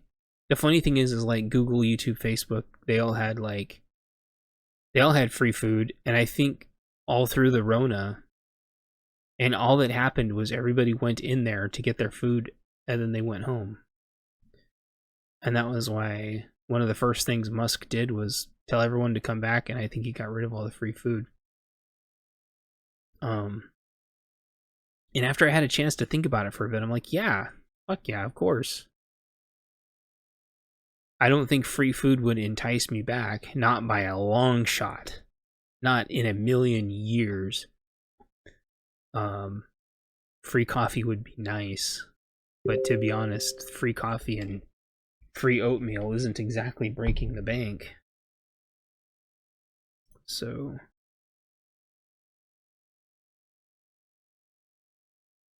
yeah. So I don't know. I don't know what would take me back. I think the culture is irreparably broken. And I think office culture is irrevocably broken. And I think the culture of the city is broken. And they don't want to fix office culture, and they don't want to fix the city's culture. They want us to come back with the promise that they will fix those things.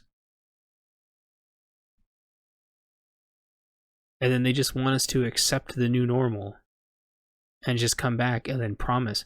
But there was like 8 or 9 people that died of ODs over the weekend because their cocaine was laced with fentanyl, and so they all died. Like 9 people. Like, you can't fix that. They don't care about the cocaine, and they don't care about the fentanyl. And then all of a sudden, as soon as someone combines the cocaine and fentanyl, then they get mad? Shut up. You can't fix that. Me coming back to the office isn't gonna fix that. Ooh, that thunder is just bubbling.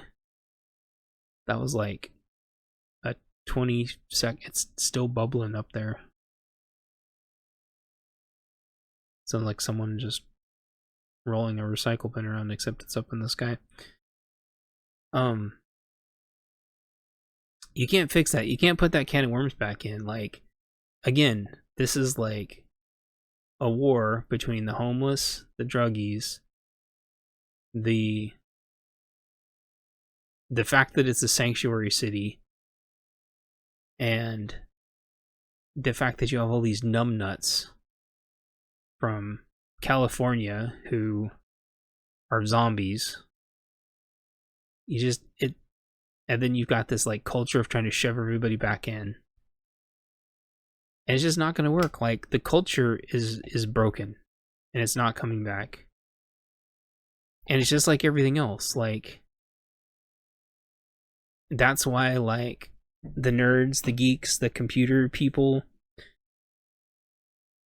they have their things to like cling around. They have their culture and they never lost it. It's tried to be like subverted a bunch of times, but all the grifters that try to disrupt nerd culture are always shoved out. And it doesn't matter if it's girls or guys or if your hair is green or blue or purple. Like, we all coalesce around the same stuff and we don't let anybody fuck with it. It's always been that way. Okay. Yep. Take care.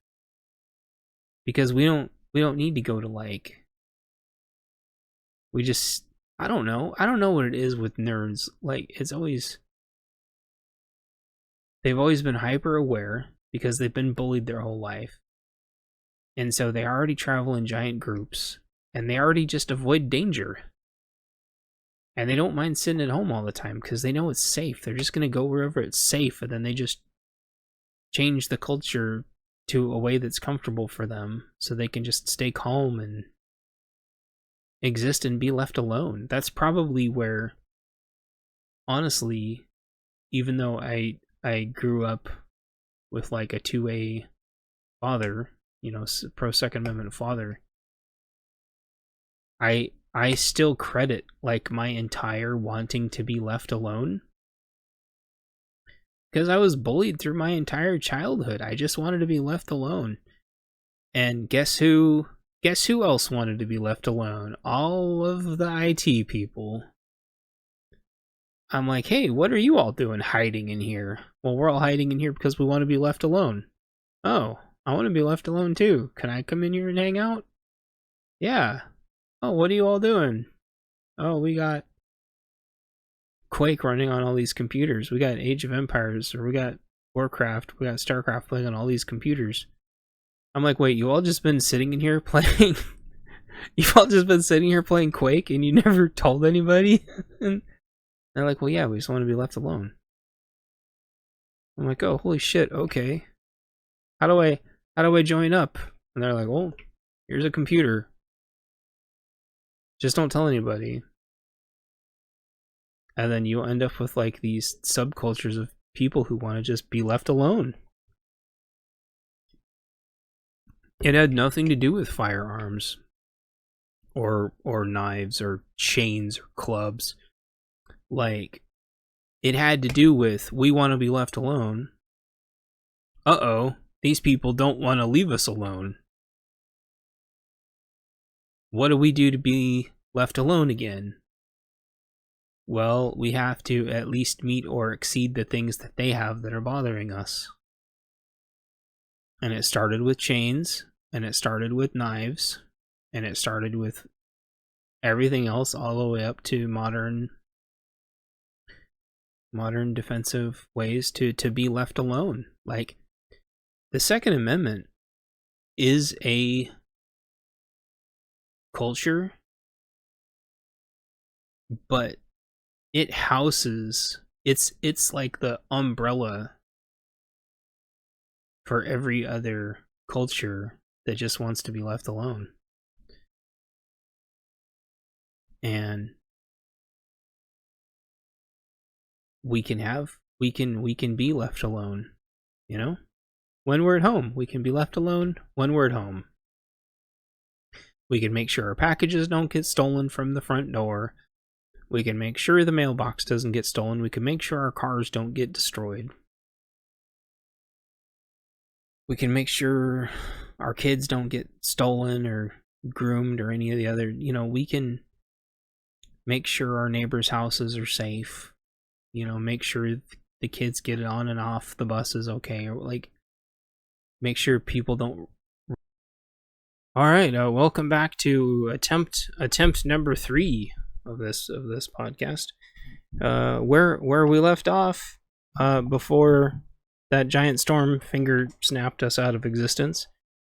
We were talking about being able to stay home so we could watch over the kids and watch over each other's houses and make sure, clowns with machetes don't try to make a comeback. Make sure people aren't dragging off our kids in broad daylight, even though that's already happening. Make sure it doesn't get worse. Because you can't defend your house if you're doing 2 hours of traffic and 8 hours of sitting around. So it's a new day, so we have a new sponsor. So again, like all of our other sponsors, we'll have a discount code. And today's sponsor, which we are very, very happy to have, is we are partnered up with a company that can actually send you a real life dragon egg, and each dragon egg is guaranteed to have a future baby dragon in it. But we obviously these eggs have to be incubated for 300 years. So if you open the egg, you obviously void the dragon that's inside. So obviously I have my dragon egg. Admittedly, it looks like a rock that somebody painted, but I'm assured that these are real dragon eggs. And so if in 300 years you want a dragon, we have the codes for you to get a dragon egg. And if you get the dragon egg, you actually get a code for Raid Shadow Razors that you can listen to on your Gold Raycons to play with your a digital, potentially what would be a digital version of your dragon in Raid Shadow Razors. So yeah, and so thank you. We appreciate our the amazing sponsors that we have. And since this is a real podcast, so where we left off, we were talking about defending, being able to defend your house, to build a new culture, really, since you can't even go to a movie theater like a normal human being anymore. And we were talking about just every single culture in every form or fashion in the cities is just completely hosed now in every conceivable fashion. And I was doing a lot of LinkedIn doom scrolling today, and I noticed a lot of laid off recruiters. A lot. And somehow I didn't manage to screenshot, which I'm upset that I didn't get a screenshot.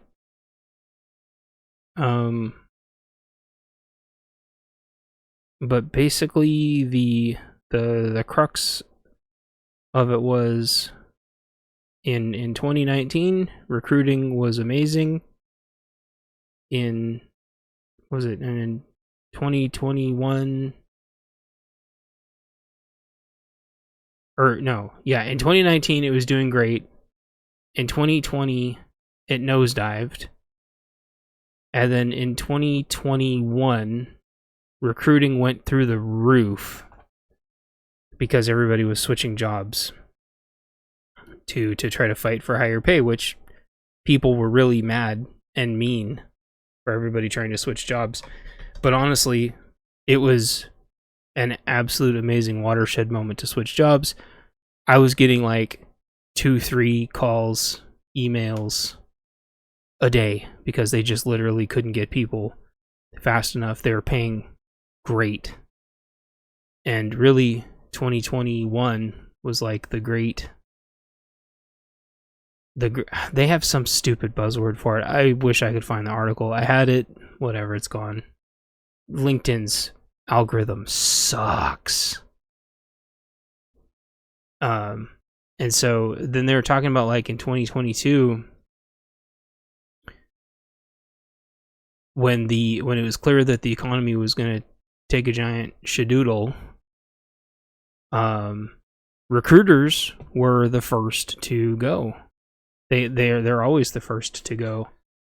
Not HR, but recruiters. So and it's only gotten worse for them. And so they were talking about like 2022, they just like were hemorrhaging recruiters. And I think that explains, and then in 2023 they think it's going to bounce back, but I got bad news. Like it's a big dose of copium. I think all those recruiters need to learn how to code. And I mean like literally learn how to code. I don't know how many soft squishy types corporate is going to need when everybody's going to be at home, because this going to the city's a suicide mission. So I think there's a lot of hurting recruiters, and for some reason the recruiters that are left seem to just be even more scummy scumbags, and just every obnoxious recruiter trope, to them not listening, to them trying to just scam all your info, to them not actually really having a job for you at all, and then just trying to figure out how they can just, again, like I was saying before, everybody's just using everybody, and so they're just trying to figure out if you can be an asset to just add a couple more dollars to their bottom line. And just the amount of lies. And so I've known a very, very teeny tiny handful of really good recruiters that actually gave a shit. But it is a very tiny number. I feel like the wide range of recruiters are absolute sociopaths. Just like salesmen. Chat says the scams are through the roof. Yeah, and that's because so hot right now. Yeah, that's because everybody's pushing so hard for remote work. The thing is, like, I don't feel bad. Like, I see these people and they're like, I'm in Florida right now and I need hybrid telework for personal reasons. Personal reasons? Like, do you want me to feel sorry for you? Personal reasons? Did you choose to live somewhere that just doesn't have any jobs? Like, I would love to just go live in the middle of nowhere too, but the reason why I've stuck to my bones is that I know there's probably a 10 to 15% chance that I'll have to go into the office at least a teeny tiny bit, and these people for personal reasons. Is it because you're living with your mom and you need to take care of her? Like, don't say that you need hybrid work on LinkedIn, but not tell people why for personal reasons. Whatever. Like, I refuse to feel sorry for you if you're not going to even say what the personal reason is. Because if you think it's not going to get out, it's going to get out. If you think people aren't going to ask you in the interview process, they will. If you think it's illegal, they're going to be smarter than you and they're going to figure out somehow. So you may as well just tell everybody that you just picked a dumb place to live because you thought, okay, this is supposed to be a positive podcast. So, yeah, her bank, I know. And that's just the thing is like, there's a lot of people getting scammed right now for a lot of money that should know better. And so there's a lot of people that are going to live with their boomer parents or their parents are vulnerable because they had losses in the family. And if you're a kid and you're going to live with your parents to make sure they don't get scammed, then more power to you. I think that's important. But you're going to have to know that if you don't find a way to work from their house, you're probably going to lose your job and it's going to be really hard to get it back. And I say that with the most sympathy and empathy and sincerity because I think it's a very valid reason to go save your parents from getting scammed. I've had friends personally that did that some of them weren't even for family. They were just for friends or acquaintances that they knew that they had lost everybody. And so there you go. And, but here's the thing, like, the job market's not stable. Everybody just, here's the problem with these little like dips and valleys. And the reason why I say like dips and valleys is because like, it's like an oasis, right? But it's a false oasis. That really nice place that looks all nice and green and grassy and like an oasis is probably an old dried up riverbed, and the grass is all probably really nice because the dirt's all really nice and full of lots of volcanic ash, and it's all lush and green and foresty because it floods every couple years. That happens all around the world. People find, oh, this place is beautiful, Florida. And then you find out the damn place is a swamp sometimes. And that happened to a lot of homeless here. They built a lot of their homeless camps, hundreds and hundreds and hundreds of people in dried out swamp beds. And they found out the hard way as soon as a big rain came.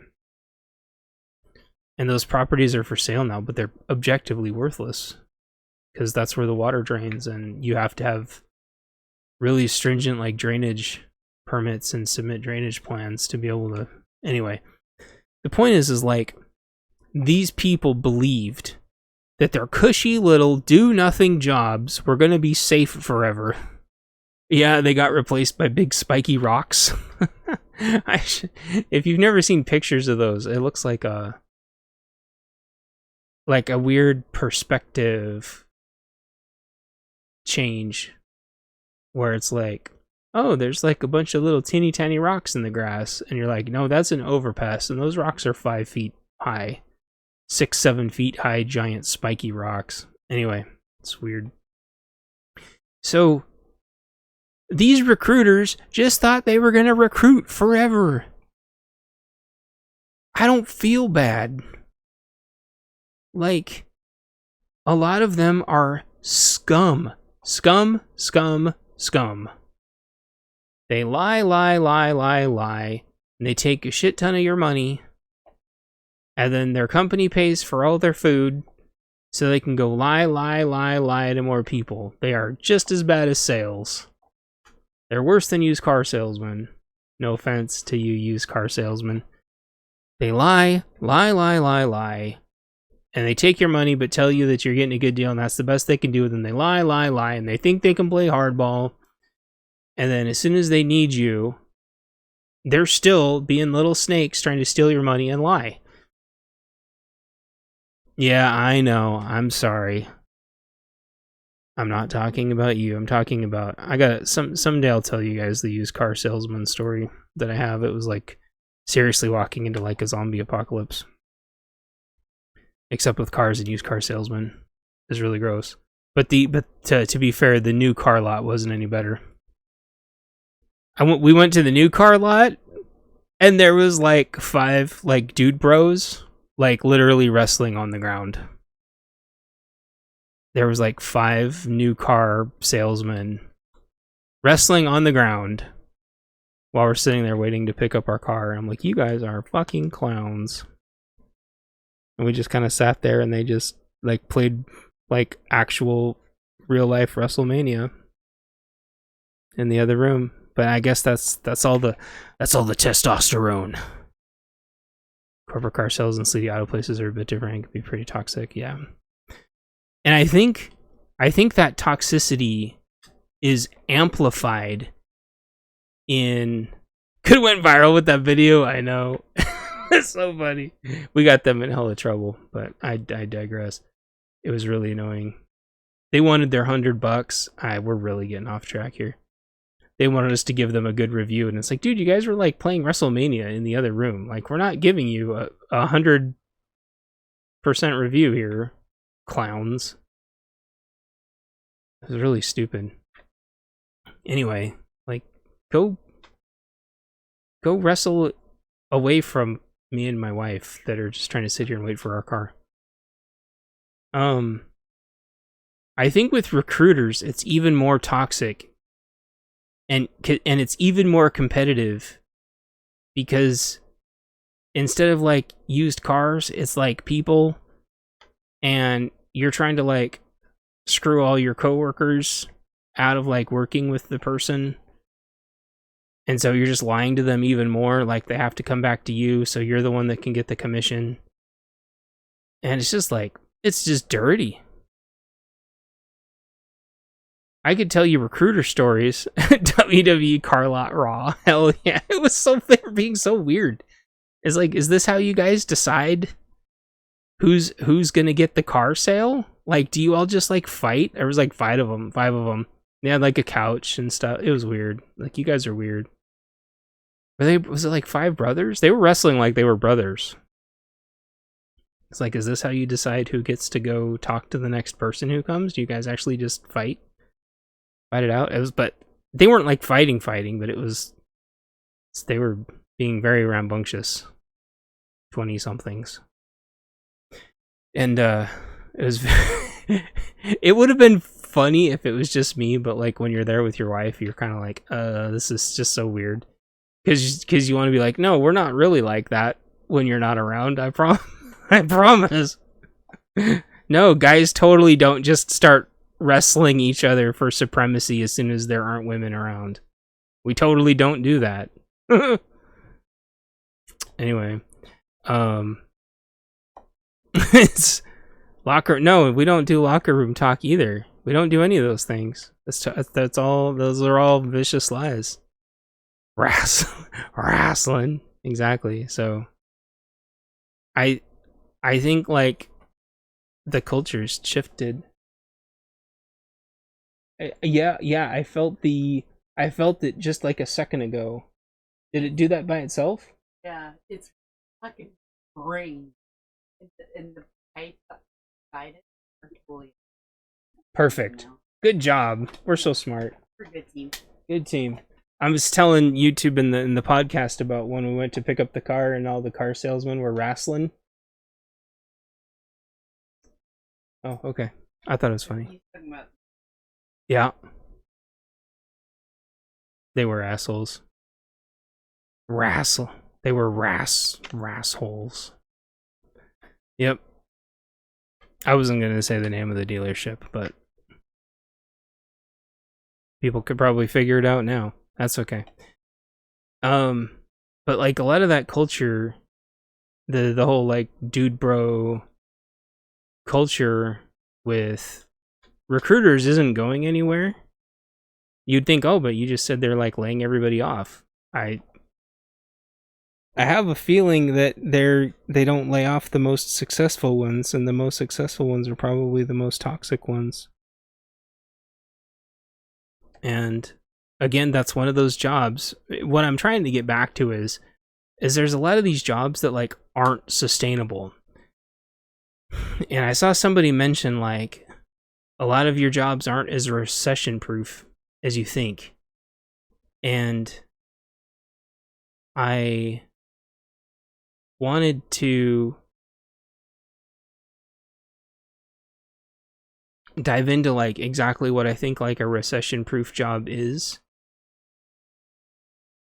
Because I know a lot of people have asked me that, and like I'm saying like don't go into the cities, but at the same time it's like, but what are you gonna do if you're not gonna go in the cities but you need a recession proof job? Wouldn't it make more sense to go into the cities if you know they're demanding everyone to go back to the cities?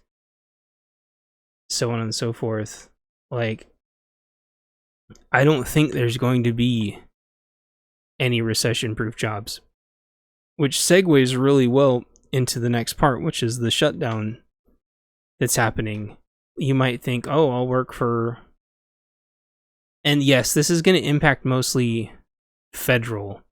So if you're looking at like city, county, municipality stuff, unless you're in Detroit or something and your city's going bankrupt for the 85th time, San Francisco, you know, but like on the federal level, whether we hit the debt ceiling, whether we default or not, people get so hung up, oh, I don't think we're gonna default. We've never defaulted. Really, the reason why we never default is because they just send everybody home and stop paying everybody. So is that better? And I hearken back to my podcast of like, what happens if everything actually works the way they say it does? Like, working for federal is may not necessarily be super recession proof either. If you're, I remember a lot, 2011?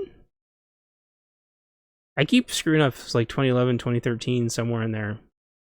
Like, it's called furloughing. Furloughing. Oh yeah, Detroit's gonna make a comeback any day now, even though like they'll pay you to come live in their buildings. They can't afford a police force. And their schools are like rotting inside out with mold. But yeah, they're making a comeback once people start buying. No, I'm joking. Yeah, it's never gonna happen. So it's cute though. Not unless Mr. Thanks Obama becomes the president again and gives like giant chunks of money back to them to get reelected. But I don't think that's going to happen, and the reason why is because there's been such a big EV push that I don't think there will be another like big auto bailout. So I don't think that's recession proof either. Batteries, anything like battery related, there's no guarantee they're going to get a bunch of lithium. So if you're in the battery industry, there's no guarantee you're going to be doing a lot of batteries. So green energy is kind of shit. Solar panels, they're talking about making solar panels in the US to get around all the tariffs and scariffs. And I show you this blockade is perfectly legal. Like, what's China going to do? Like, stop going to war with us so you can buy our solar panels so we don't go broke. You know, red lights in Detroit mean keep going. Yeah, it's like that in oh yeah, no, that's Detroit.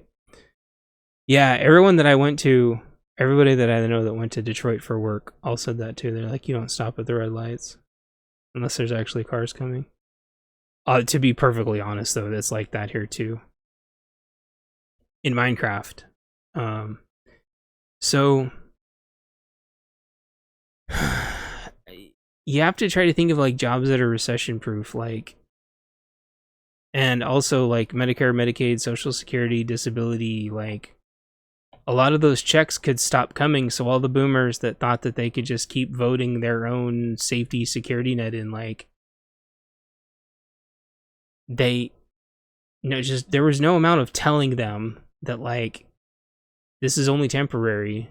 And then taking the shot to keep your job for a little while longer was only temporary. And it's going to be the same thing, like going into the office to keep your job is only temporary. We have to start, like, you having a recession-proof job is going to be very, very, very, very, very unlikely unless you're ultra strategic and started working on it a while ago. And if you can get into the municipalities, the cities, the counties, and any federal that's actually has its own income. My pension, my 401k. I was watching the news in 2008 when everybody's 401k disappeared in the course of 48 hours. That shit wasn't that long ago. And people are going to be begging the Fed to freeze the stonk market. But they'll be like, we need to regulate crypto. Meanwhile, everybody's money disappears in 401k. So if you're not already lining up something that's recession proof, which means you've looked at the prior recessions and you've looked at the prior shutdowns, and you found out what people were able to do through those. If you're not already lining that up, you had better be lining up how to be unemployed for like a long ass time. Or learning something to do to bring in your side hustle, maybe your main hustle. Your job may be building tiny homes. If you have land, your job may be building tiny homes on your land and then making little places for everybody to live. The Stonks 1K. Oh yeah. Maybe I can get the stonk market to sponsor my next video. So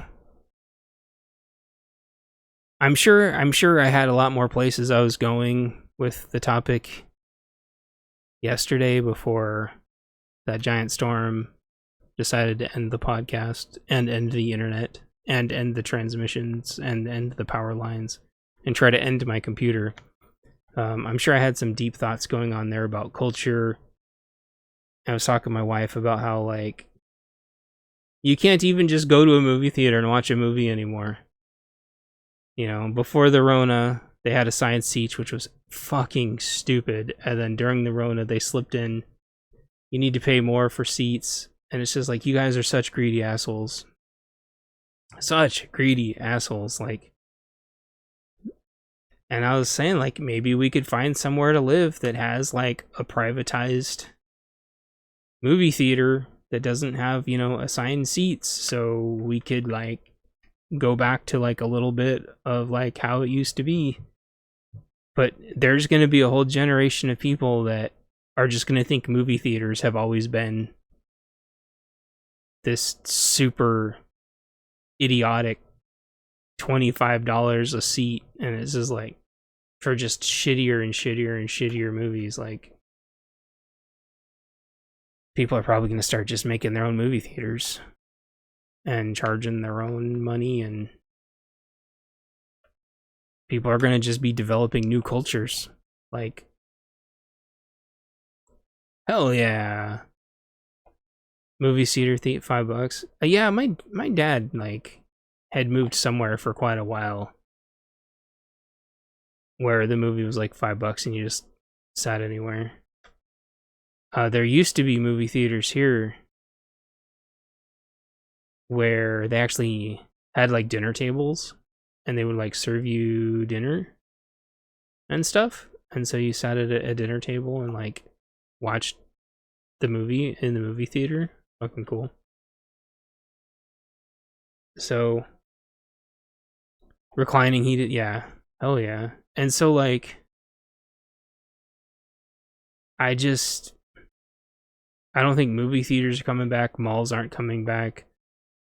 They're gonna keep showing affluent gals walking around the cities walking their dogs, but people are gonna move there, and it's gonna be like the intro to Joe's apartment, where, like, he gets off the bus and gets robbed like 3 times before he even gets to his car. And, you know, we've already been through like the crash of like rental cars and EVs and stuff. Like there's just really nowhere for this to go.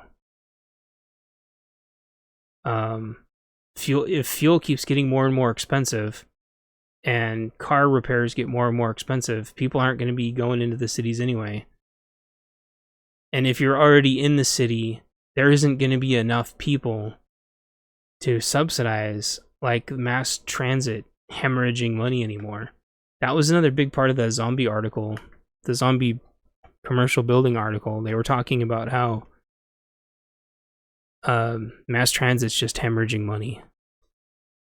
And I tell you what, I'm not going back to the office. Like, I'll go back if I need to, but there's nothing there. Like,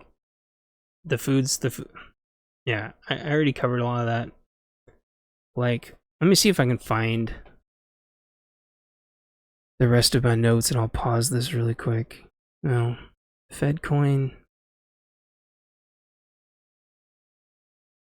I mean, they could let this shutdown happen so they can implement FedCoin, but they needed some of the money from this next borrowing to pay for their IRS agents, which are probably going to be there to help them with the FedCoin.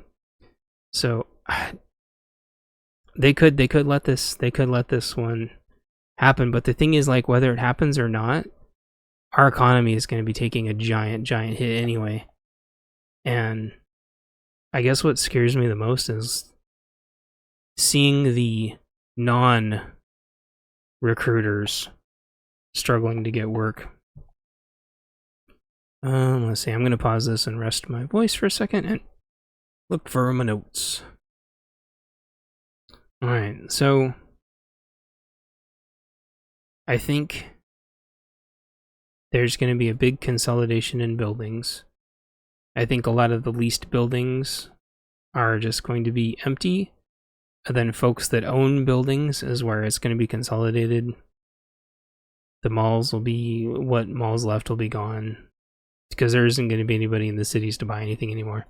To be fair, I think there will still be tons and tons and tons of people living in the cities. Because of the sunk cost fallacy and the whole, like you were saying before, it's gonna come back. There's gonna be a comeback. No, there's not. We're not. There. Culture. I've seen a lot of YouTubers talk about this. Like, even if we recover from this shutdown, or if this isn't the big shutdown, it's the next shutdown, and we just realize that this is always going to happen, and it becomes the new normal. Every time it happens, it's going to take longer and longer for the culture not to reset, but like to reach a new normal. Like, shit is dramatically changing so often that culture's not really having a lot of time to settle. A lot of the movies suck, a lot of the video games suck, so people are watching old movies and old video games. I'm sure there's still going to be water parks. People still go to the lake. Like, people are reverting. People are like reverting to their old tendencies of things that don't cost a lot. Like, it makes me really wonder how the casinos are doing. But like, on a warm day, drive by the rivers are all packed. Drive by the lakes are packed, and I'm sure it's like that at the water parks too. Everybody's just going back to their old culture. And I'm sure that's probably why Netflix is taking like a giant shit, and Disney Plus and like all these people are like, well, we don't have the money, and cell phones. The new cell phones are probably going to take a hit too, because people are going to be like, well, I don't need all this crazy shit anymore. Like, the best I can hope for a new phone is a phone that has swappable parts so I can just maintain it. And I don't want to get a new car that's like newer than like an 07 or an 08, because that's when they started putting bullshit in. And I think new types of groups are going to form at work because people in the office that are new, they don't have the same culture as before. And so I think there's going to be a struggle with the old culture and the new culture. And I think it's going to, the new culture just being abundantly clueless about how to smoothly operate in the office. And I think what's going to happen is we're going to end up with a bunch of sponges that learn really fast, and then we can just work with them, and then just find a new culture that works for everybody instead of trying to get specialized talent anymore. Just to give up on it.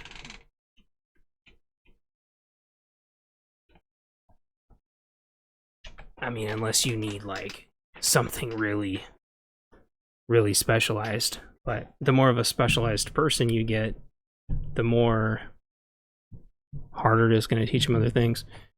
Here you only have a Dollar General, gas station, diner, small casino, tiny dispensary, the liquor store closed. The dog's back. Hooray, everybody. Is there another place that can dispense alcohol? I know they made it to where the grocery stores could dispense it here, which unemployed a lot of people. I'm sure all the liquor store employees thought that they were set forever too. You're surprised that the casino's doing fine?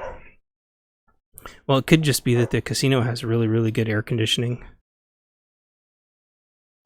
The casino might also be like the last place to get alcohol if there's no bar there. Unless they can sell alcohol at the Dollar General. For those of you who don't know, Dollar General is not a dollar store. That's just the name of the grocery stores. The dollar stores are now like the $1.25 stores. But I think there's going to be a huge hiring shift to pay people way, way less, but use that as leverage against HR to hire more entry level people so we can actually like train them. All right, we'll be back with part 4 after a word from our sponsors. All right, we're back with like part 4, attempt number 4. To wrap this podcast up, this has been quite an attempt. So,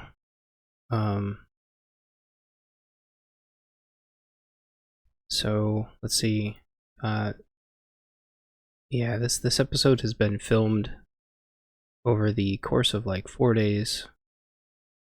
About every technical difficulty I can think of has happened, and I've cleaned up most of it. There's going to be a few random dings and dongs and bongs going on, but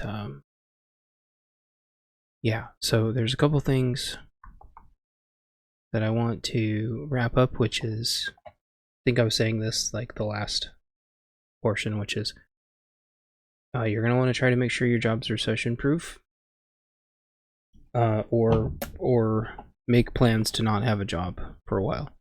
The fiscal cliff, the borrowing ceiling is coming very quickly. The banks rallied, which is probably fake. And what I wanted to say about that really quick is that there's always like a calm before the storm. There's always like that sneak peek that everything could be fine, and that everything looks like it's going to be fine, and that everyone probably lets their guard down. And I it's important to keep your eye on the prize. That this is a journey, not a destination, but also that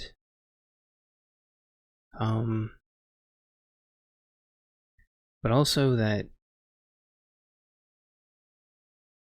people are going to say a lot of things that aren't true, or they're not going to talk about a lot of the context, or they're going to say that you shouldn't be scared. But I want you to know that, like, even though we probably won't default, the fact is that we could.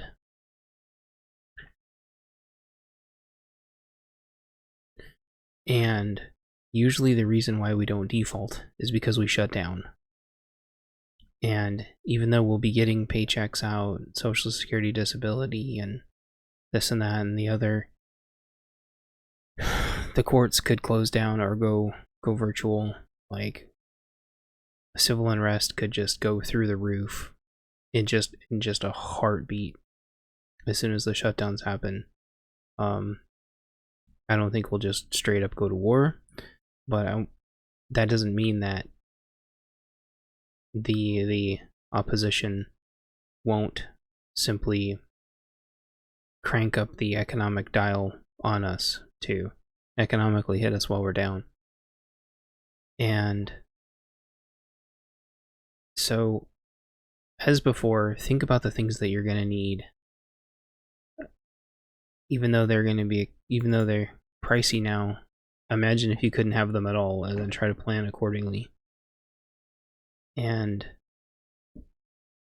try to make sure you're with a stable bank or a stable credit union, so you don't have to worry about a run on that bank and then them just having to close down to get bought out. And the FDIC insurance is not great. Okay, that's not something to rely on.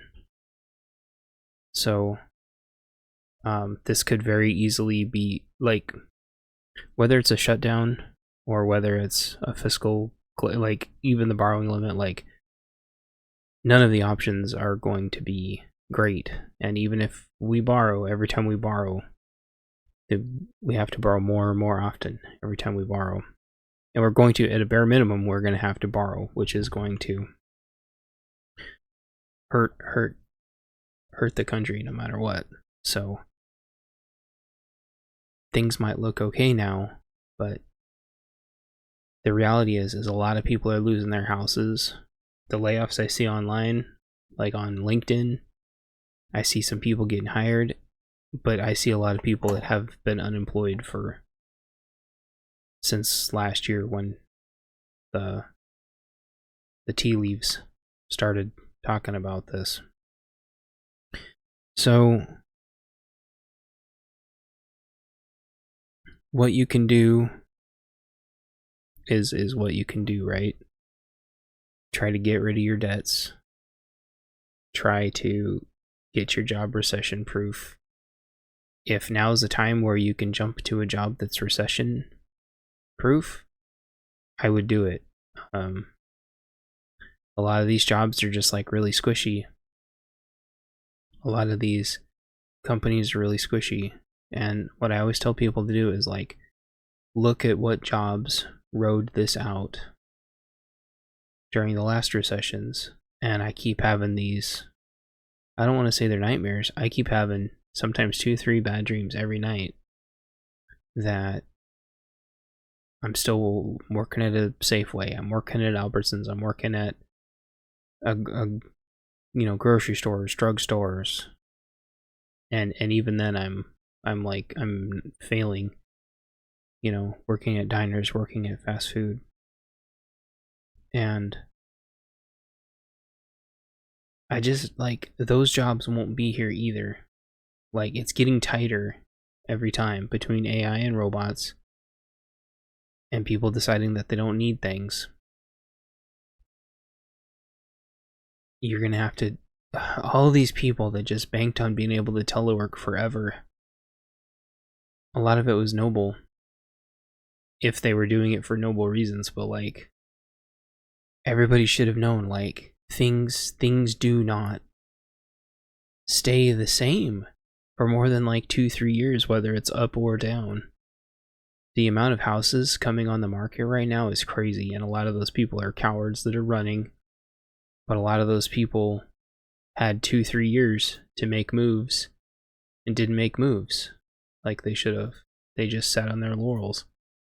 And you cannot make in raises anymore, ever again. You cannot make as much money as inflation, and interest rates are going to go up. And then if interest rates go down, it's just going to force everybody to borrow. So I want everybody to be keep your eye on the prize, because forcing you to come back to the office and saying there's a ping pong table isn't going to fix the fact that, like, every time we get further away from our culture, it's going to take even further to get back. And I want everybody to keep that in mind. And if you like your culture, then hold on to it, because I don't think that there is a giant war coming up really soon.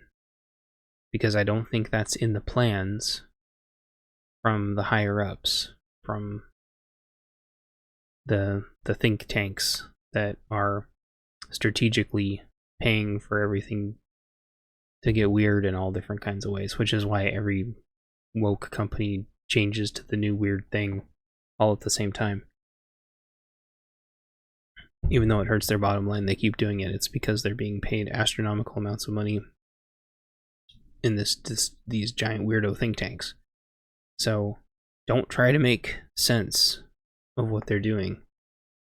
If it makes sense for you to make your own business, and that helps you maintain your culture, and you can find something worth doing and help people out and make sure that it's sustainable and can't just get replaced with robots or AI, and you can find a way to do it without fleecing everybody, whether it's making candles or selling eggs or whatever it is. It could be helping on farms. Like, once we crash and switch over to the digital currency, which, to be clear, I don't think they're done yet, which is why I don't think this is going to be a big crash yet. Once that happens, there isn't going to be any time to pivot anymore. And the cities and the municipalities and the counties are most likely not going to shut down unless they're bankrupt, but a lot of federal is.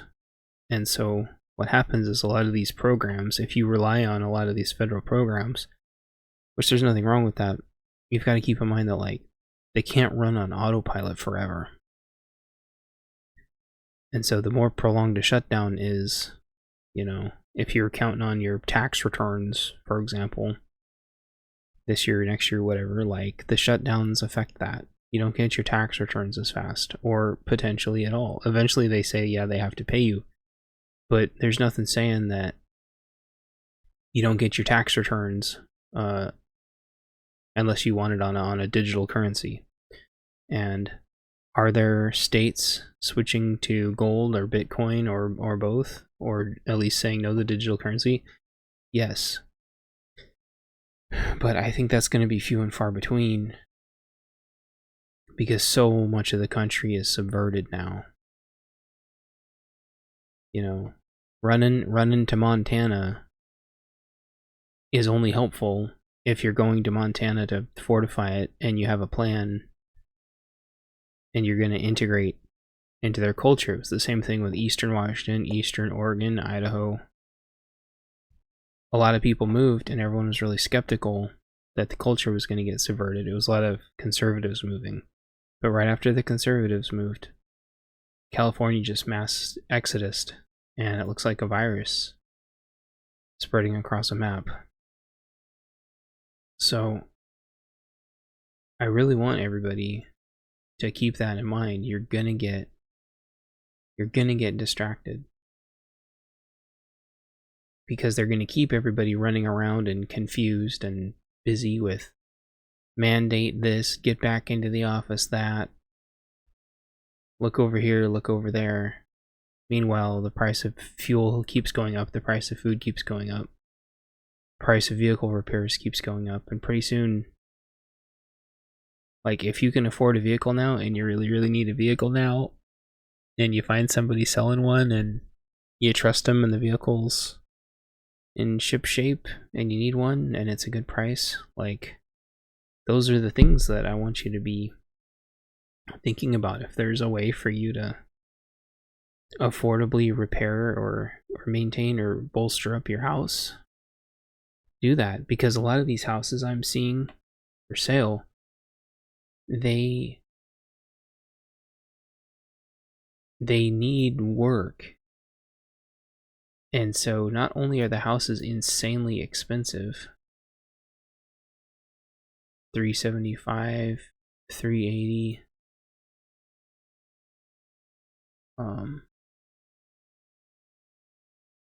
$450 up to like $600 in some cases, $500. Like, you see houses for like $500 and you might think, oh man, $500, okay, cool, $500,000, that house is probably good, right?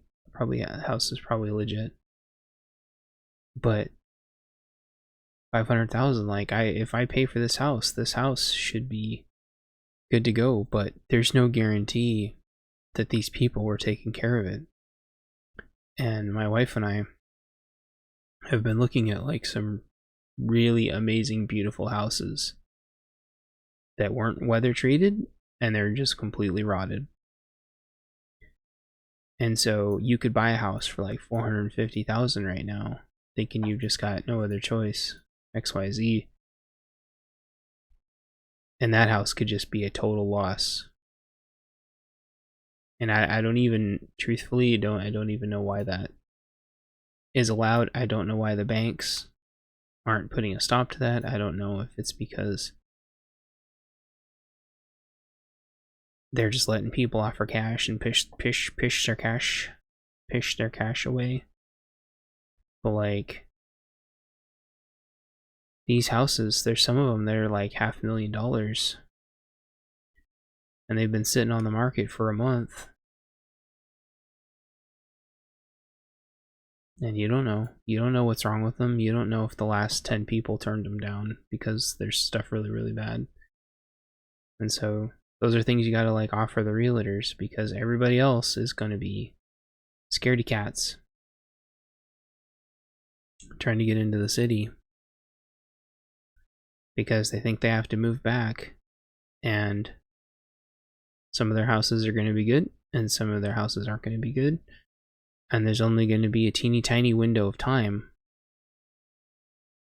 to get a new house if you can get a new house. But you're going to have to look at, is there good internet? You know, can I still get to work every once in a while if I have to? Because, you know, you don't know. There might be a reason you need to go in the office and pick something up. Or there might be like a new kickoff that you have to go to. You don't want to move too far away. So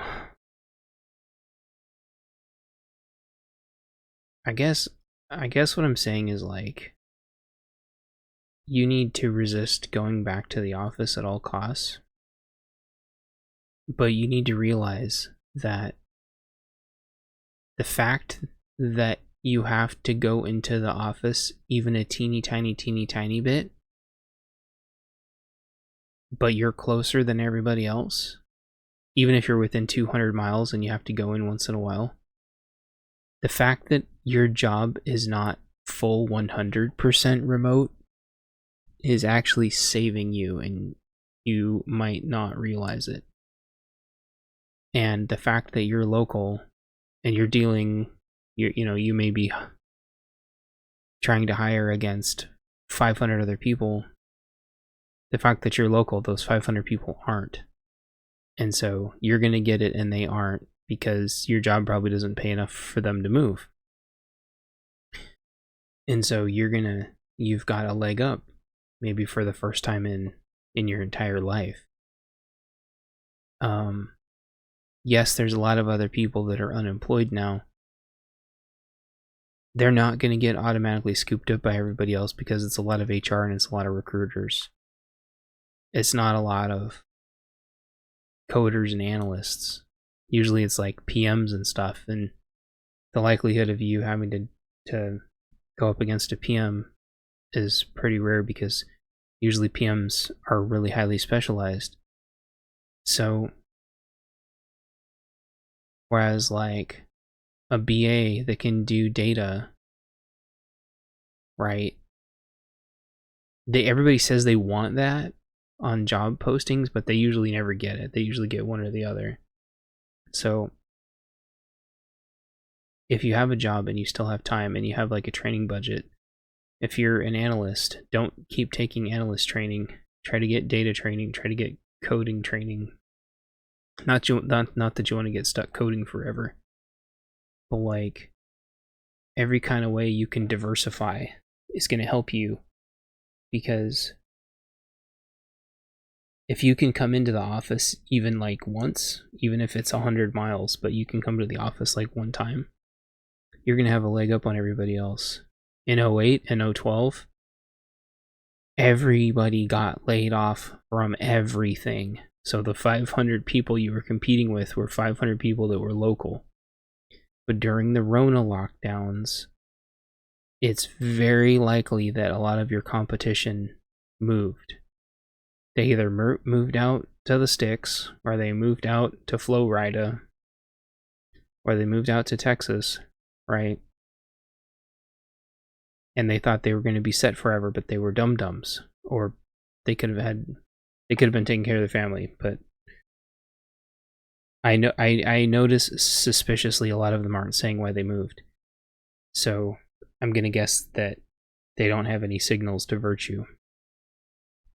So I want you to think about, as your employers are trying to devalue you, even though deep down they actually need you more than they could ever imagine, keep in mind that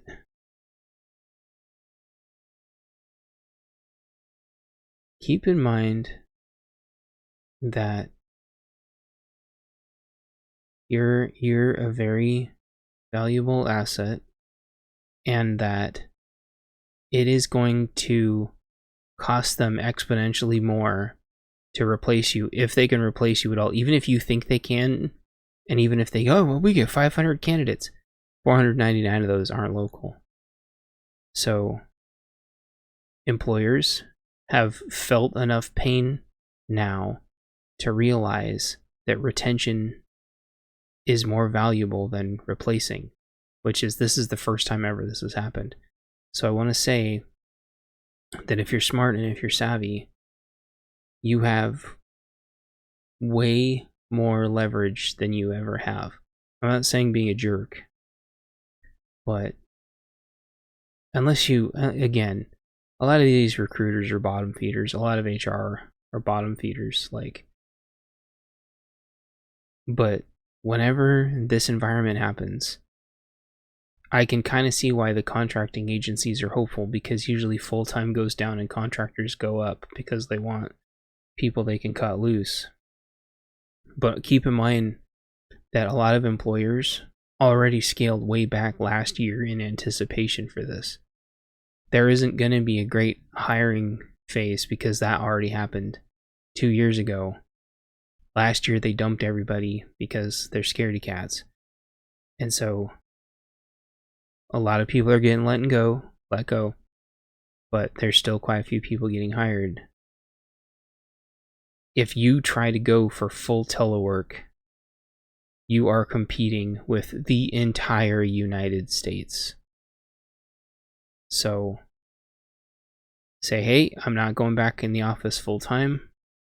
That place is really sketchy, but I'll stay local if you need me. If I need to come in, I'll stay local and I'll pop my head in sometimes. And that kind of olive branch that you're not just going to just drop off the radar, I think gives them that comfort level to where you're not just abandoning the ship, because a lot of people did that. And that puts them in a corner, because they've put their hand on the burner and they know the burner's hot. And they know they can't let everybody full telework, even though they know that that's what they need to do. And you're giving them a little bit of comfort by saying, I'll come in if I need to, but I don't need to. And it's really sketchy, so I'm going to stay here, but I'll be here if you need me. And you just keep being reliable. You keep being reliable. You keep adding value. You keep hitting your milestones. And let me dig up my notes really quick.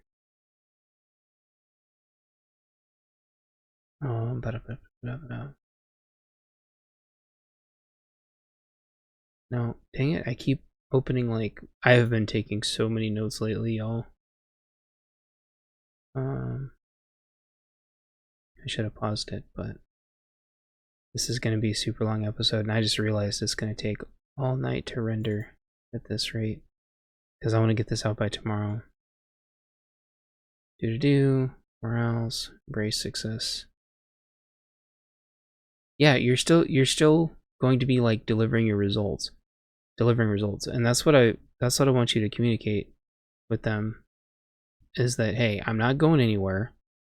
Just coming in is really sketchy right now, and I'm willing to come back in once the city turns its culture around. But until the city turns its culture around, I'm gonna continue, if it's okay, delivering my outstanding results from home, like I have been during the Rona, and I still will. Nothing is changing. It's just I'm not jazzed about the new culture of drugs and gangs in the city, and I know you're gonna tell me that it's not that bad XYZ, but me coming in isn't gonna fix it. And, well, team XYZ, it's like, we onboarded during the Rona, and we'll be able to onboard after the Rona. Like, tell me what the weaknesses are, and we'll try to find ways to bridge them. But a lot of those weaknesses are going to be trying to get us new tools, like virtual whiteboards, so I don't have to keep using like Visio as my virtual whiteboard.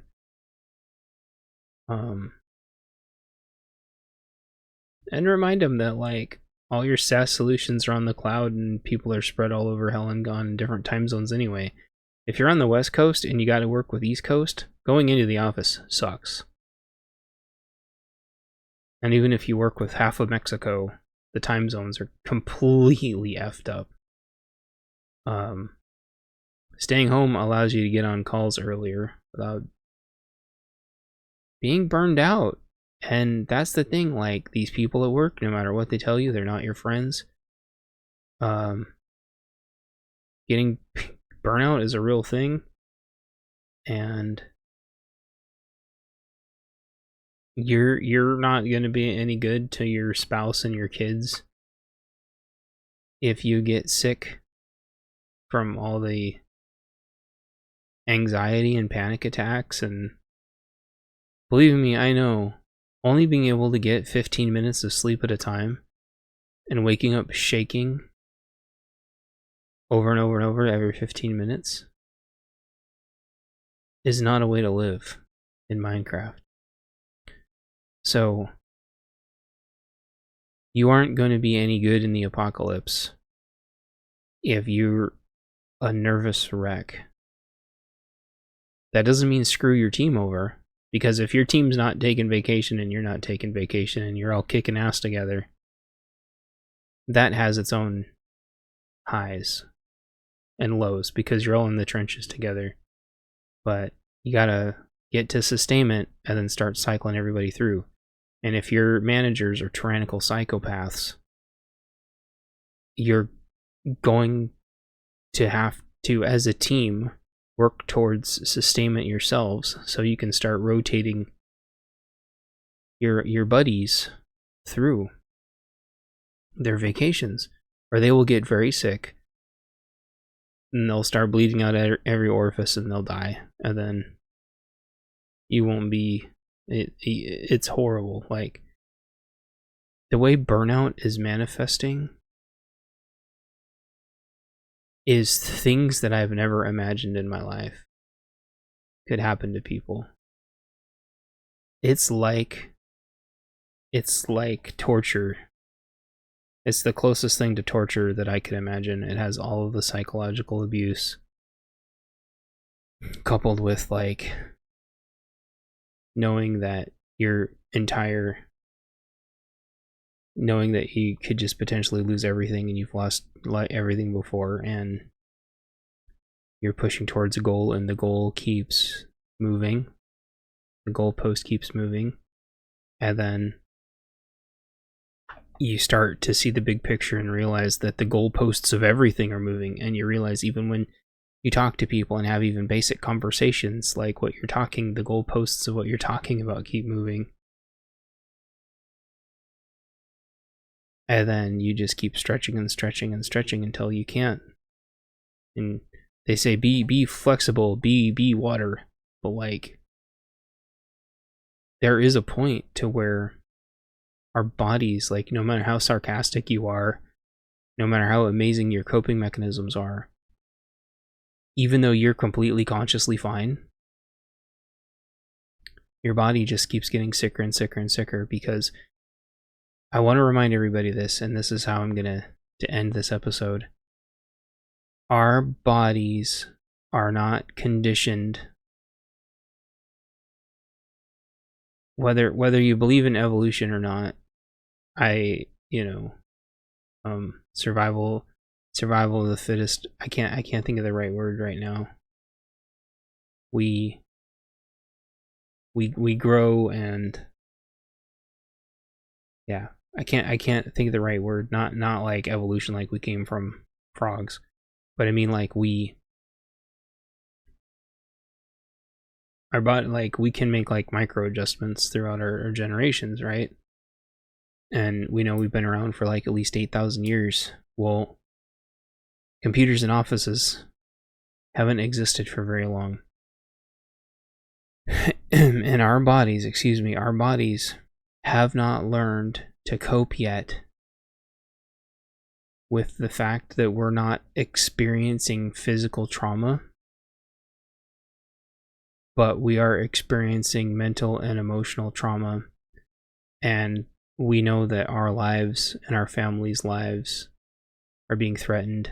And as a result, biologically, we've stopped having children, because when you're under attack, and I don't mean physically, I don't mean even hyperbolically, when your needs aren't being met,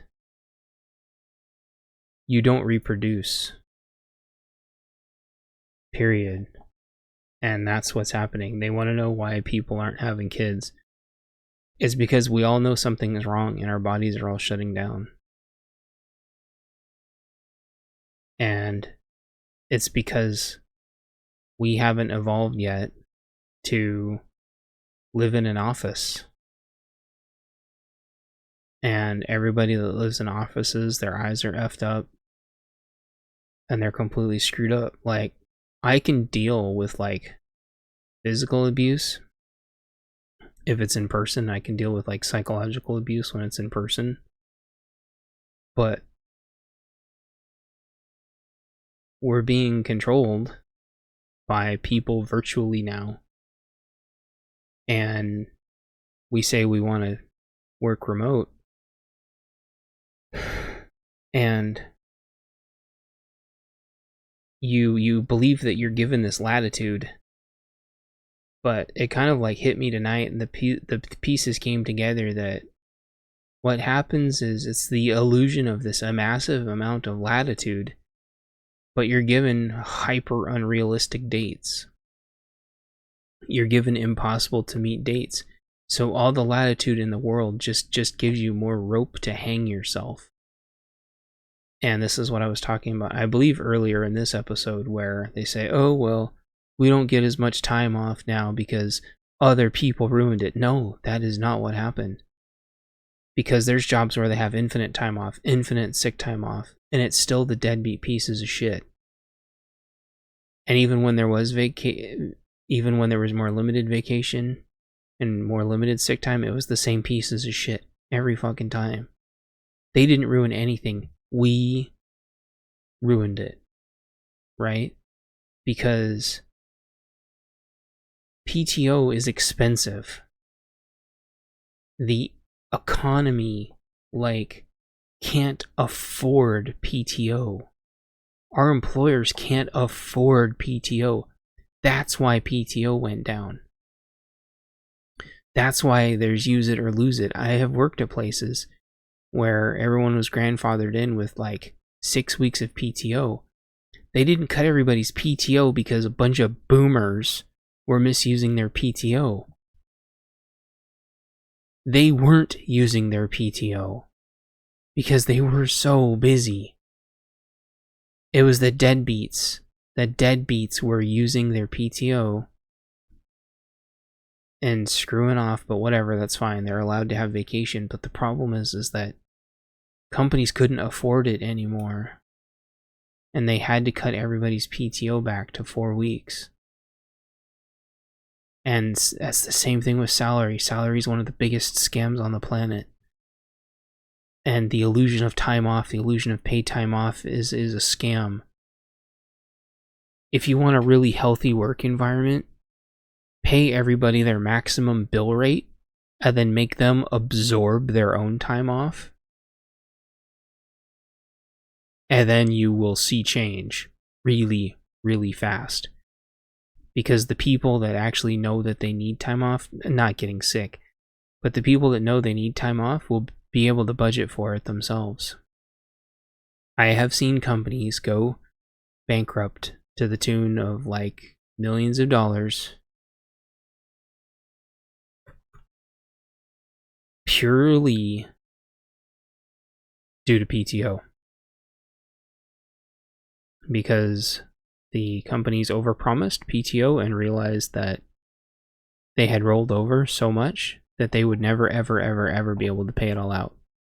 They would have to take out loans, cut everybody's future PTO to almost nothing, pay everybody's PTO back with loans,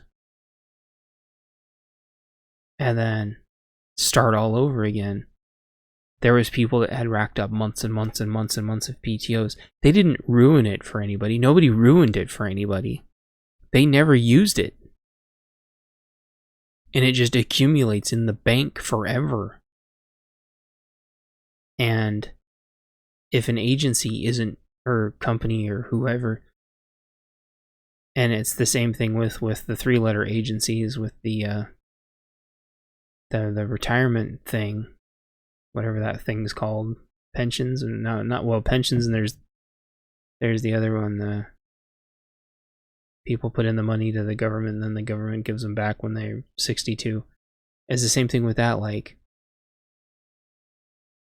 People were living longer and longer and they weren't putting enough money in because it was mathematically impossible, but then they were stupid and borrowed on it anyway.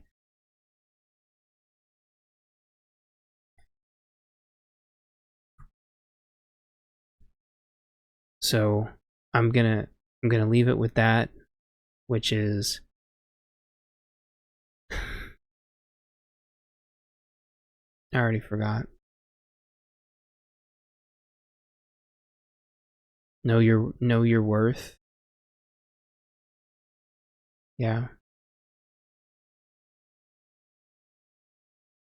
No, I already forgot it. I went on a tangent about PTO. Oh, your own. You're gonna have to stage and plan for your own mental health, because all the PTO in the world doesn't matter if you're too stressed out to use it, and if you're too worried about letting your team down because your team's not using PTO either. You can't count on management. You can't count on management to manage your PTO. And I've told my managers that too. Nobody in my department's taking time off, damn it. I'm not taking time off either. We'll get to the finish line together, and then we'll rotate through. Because we're a freaking team, and you can have loyalty to a team. You can have loyalty to people. You just don't have loyalty to the company. And these people may not be your friends,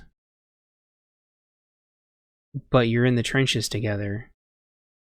And sure, when you all leave the trench, you may never talk to each other again. But that is the culture that you set up. That you're not going to screw your buddies. I've been called horrible things. I've been called names that say that I screw my buddies. But those people aren't around. And I'm still here. So I have burnt myself out. And every time it happens, it takes me longer and longer. I used to be able to bounce back in an evening. Or I used to be able to bounce, but I just kept getting sicker and sicker. And now it takes me like a day or two to bounce back. I have to take like 4 days off to not feel like I'm in this awful virtual digital fight or flight mode. And I really don't want everybody else to get that way. Because you can live in paradise. And if your leadership says they're giving you full latitude but wants you to meet impossible dates, you're going to have to find somewhere else to go because you're in a time prison and you just don't know it. And whether you're in an office or at home, it doesn't matter. So I'm going to leave it here. It's going to take a long time to render this video. So I appreciate you all. I'm sorry for it's just so many technical difficulties, but also this is going to be my last episode for quite a while. There's only like 5 people to listen to this. I have to turn my resources over to countering this extreme burnout that I'm feeling, that I'm experiencing, that I'm living. It's not you guys. It's not any of this. This is my outlet. But I only have so much time in the day. And so I need to focus on recovering from my burnout. And part 2 of that is actually I'm going to be spending more time on this. But it's kind of another part of the project, a part of the secret part of the project of P&W Affliction, which is redoing the book covers and rebranding them, which has been a huge passion and goal of mine for a long time. And I've got 1, 2, 3 covers done-ish. And so what I'm going to do is I'm going to reread them all when I'm taking this time off. And there's going to be new covers and new, it's just going to be grammar updates and stuff. New covers, and I'm going to get all those done before the prices go up, because in a month, Amazon's raising its prices unilaterally across all of its print operations. They're not telling us what the prices are going to be, and I've seen this in 2008, and it was when my last project tanked. So I'm still going to work on digital on the coffee page, but I'm going to be spending the next month getting Bunker Codes Volume 1, Volume 2, and the Fanny Waffle book Part 1 updated and reprinted those 4. And then, because those are like yeah, those are all good books. I want to do Ghost Company #1 also, so we'll see. That's my goal. So, thank you for supporting me. Thank you for supporting the show. This is my last Bunker Codes for a long time. Check out my coffee page, please.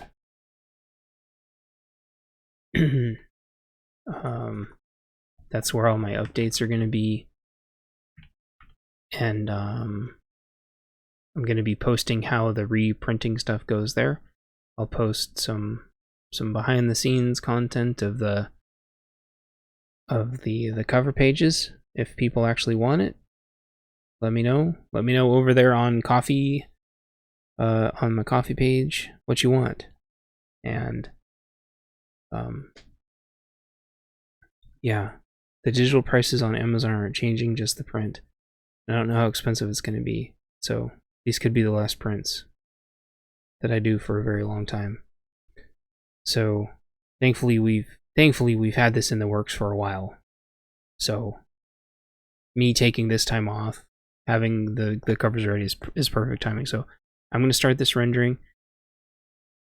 I appreciate you all so much.